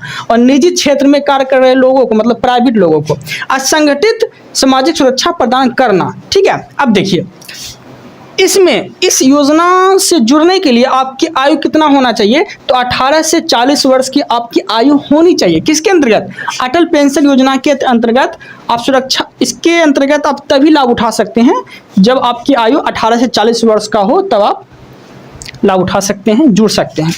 ओके, अब देखिए 18 से 40 वर्ष के लोग ही ये योजना का लाभ उठा सकते हैं। ठीक है, अब देखिए इसमें जो है आपको किस्त जमा करना पड़ेगा। इसमें क्या करना पड़ेगा? आपको किस्त जमा करना पड़ेगा। किस्त की बात बोलेंगे तो किस्त आपको कम से कम जो है 1000 रुपये जमा करना पड़ेगा प्रति वर्ष। ठीक है, 1000 रुपये वर्ष में आपको जमा करना पड़ेगा, या फिर ज़्यादा से ज़्यादा जो है 5000 आप जमा कर सकते हैं। ठीक है, उसके बाद देखिए इस योजना का लाभ आपको कब मिलेगा?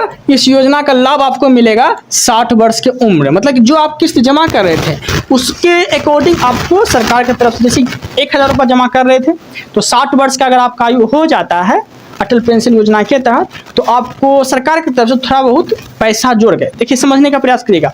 1000 रुपये पर वर्ष हम जमा किए ना, तो उसमें क्या हुआ कि 1000 जमा करते करते मेरा 60 वर्ष का जब उम्र हुआ तो 2 लाख रुपए या फिर 4 लाख रुपए समथिंग हो गया। ठीक है, लेकिन सरकार की तरफ से थोड़ा सा और ऐड करके आपको पैसा दे दिया जाएगा। ठीक है, 60 वर्ष की जब आपके आयु हो जाएगा, ठीक है, बुढ़ापा का जो है सहारा हो जाएगा आपको लोग के लिए। तो इसलिए आपको ये अटल पेंशन योजना के तहत ये सब बात बोला गया था। और ये आया कब था? तो 1 जून 2015 ईस्वी को ये आया था। इसका मुख्य उद्देश्य था निजी क्षेत्र में कार्य कर रहे लोगों के लिए जो प्राइवेट सेक्टर में काम कर रहे हैं। ओके, अब देखिए, अब देखते हैं हम लोग छठा, स्वच्छ भारत अभियान मिशन। स्वच्छ भारत अभियान मिशन, ठीक है, घर घर सुरक्षा की बात कही गई थी। और सुरक्षा मतलब कि स्वच्छ भारत मिशन, मतलब स्वच्छ बनाना है भारत को, इसके लिए एक योजना चलाया गया था। अब समझिए ये योजना का जो प्रारंभ किया गया था, ये योजना का प्रारंभ किया गया था गांधी जी के जन्म दिवस पे। मतलब गांधी जी का जन्म तो 2 अक्टूबर को हुआ था। ओके, 2 अक्टूबर 2014 ईस्वी को यह योजना जो है, यह योजना प्रारंभ किया गया था। और यह योजना में बोला गया था क्या, जब गांधी जी का उम्र 150वीं वर्ष जब जयंती आएगी, मतलब 2019 में जब 2 अक्टूबर 2019 में जब महात्मा गांधी की 150वीं जयंती जब पूरी जाएगी, तो स्वच्छ मिशन योजना के तहत पूरा भारत को हम स्वच्छ बना देंगे। ये किसका कहना था? तो प्रधानमंत्री का कहना था। ठीक है, पूरा भारत को स्वच्छ बनाना था। और इसके लिए एक योजना प्रारंभ किया गया था जिसे बोला गया था स्वच्छ भारत अभियान मिशन योजना। ये आया कब था? तो 2 अक्टूबर 2014 ईस्वी को आया था। और महात्मा गांधी के 150वीं जयंती तक यह योजना का जो है मतलब सफल बना दिया जाएगा, स्वच्छ बना दिया जाएगा भारत को। ठीक है, इस योजना का मुख्य पर्पस था। अब देखिए इस योजना को सफल बनाने में जो योगदान दिया गया है, इस योजना को सफल बनाने, मतलब कहने का अर्थ ये हो गया, भारत तो सबका है, कुछ राज्य भी शामिल हैं, तो राज्यों का राज्य मिल के ही ना भारत बना है, देश बना है। तो जैसे कि बिहार है, ठीक है, और केंद्र सरकार में प्राइम मिनिस्टर है और बिहार में नीतीश कुमार है, ठीक है। तो केंद्र सरकार की तरफ से, मतलब प्रधानमंत्री की तरफ से 75% स्वच्छ भारत मिशन बनाने में उसका योगदान रहेगा, उसका पैसा रहेगा।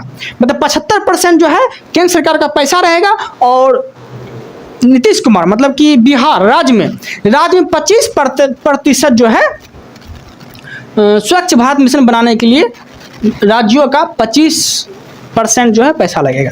तो 75% केंद्र सरकार का लगेगा पैसा स्वच्छ भारत मिशन बनाने के लिए, और राज्यों का जो है 25% पैसा लगेगा, ठीक है। इस तरह से योगदान दिया जाएगा।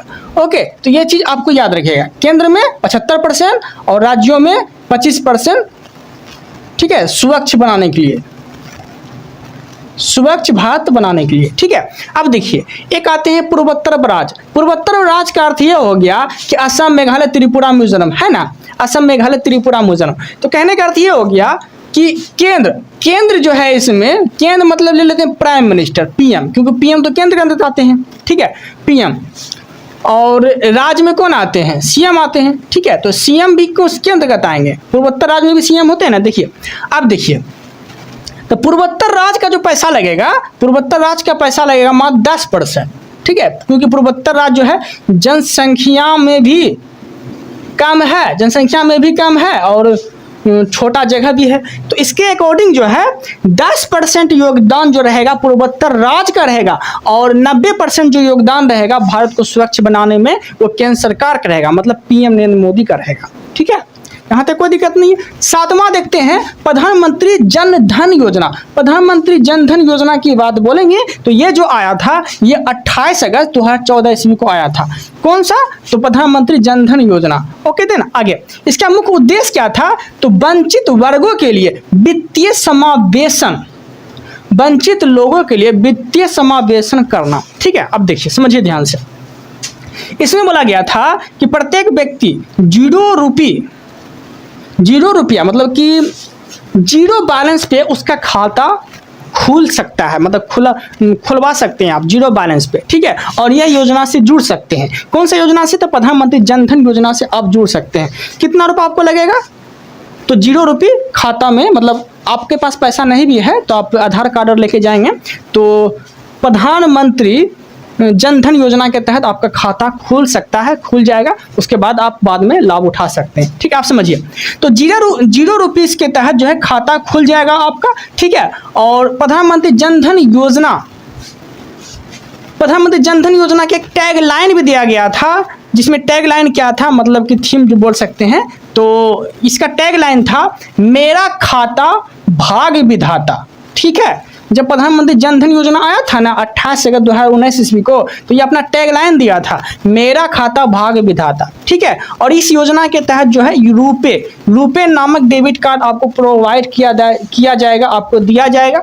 ओके, उसके बाद क्या हो जाएगा, इस योजना का आप लाभ कब उठा सकते हैं, जब आपकी आकस्मिक मृत्यु हो जाती है। जो भी खाता धारक हैं, जो भी जिसका भी खाता खुल गया है प्रधानमंत्री जन धन योजना के तहत, अगर आपकी मृत्यु हो जाती है, आकस्मिक मृत्यु अगर हो जाती है, तो कोई दुर्घटना हो जाता है, तो आपको सरकार की तरफ से 1 लाख रुपया प्रदान किया जाएगा। आपको सरकार जो है 1 लाख रुपया प्रदान करेंगे, 1 लाख रुपया देंगे।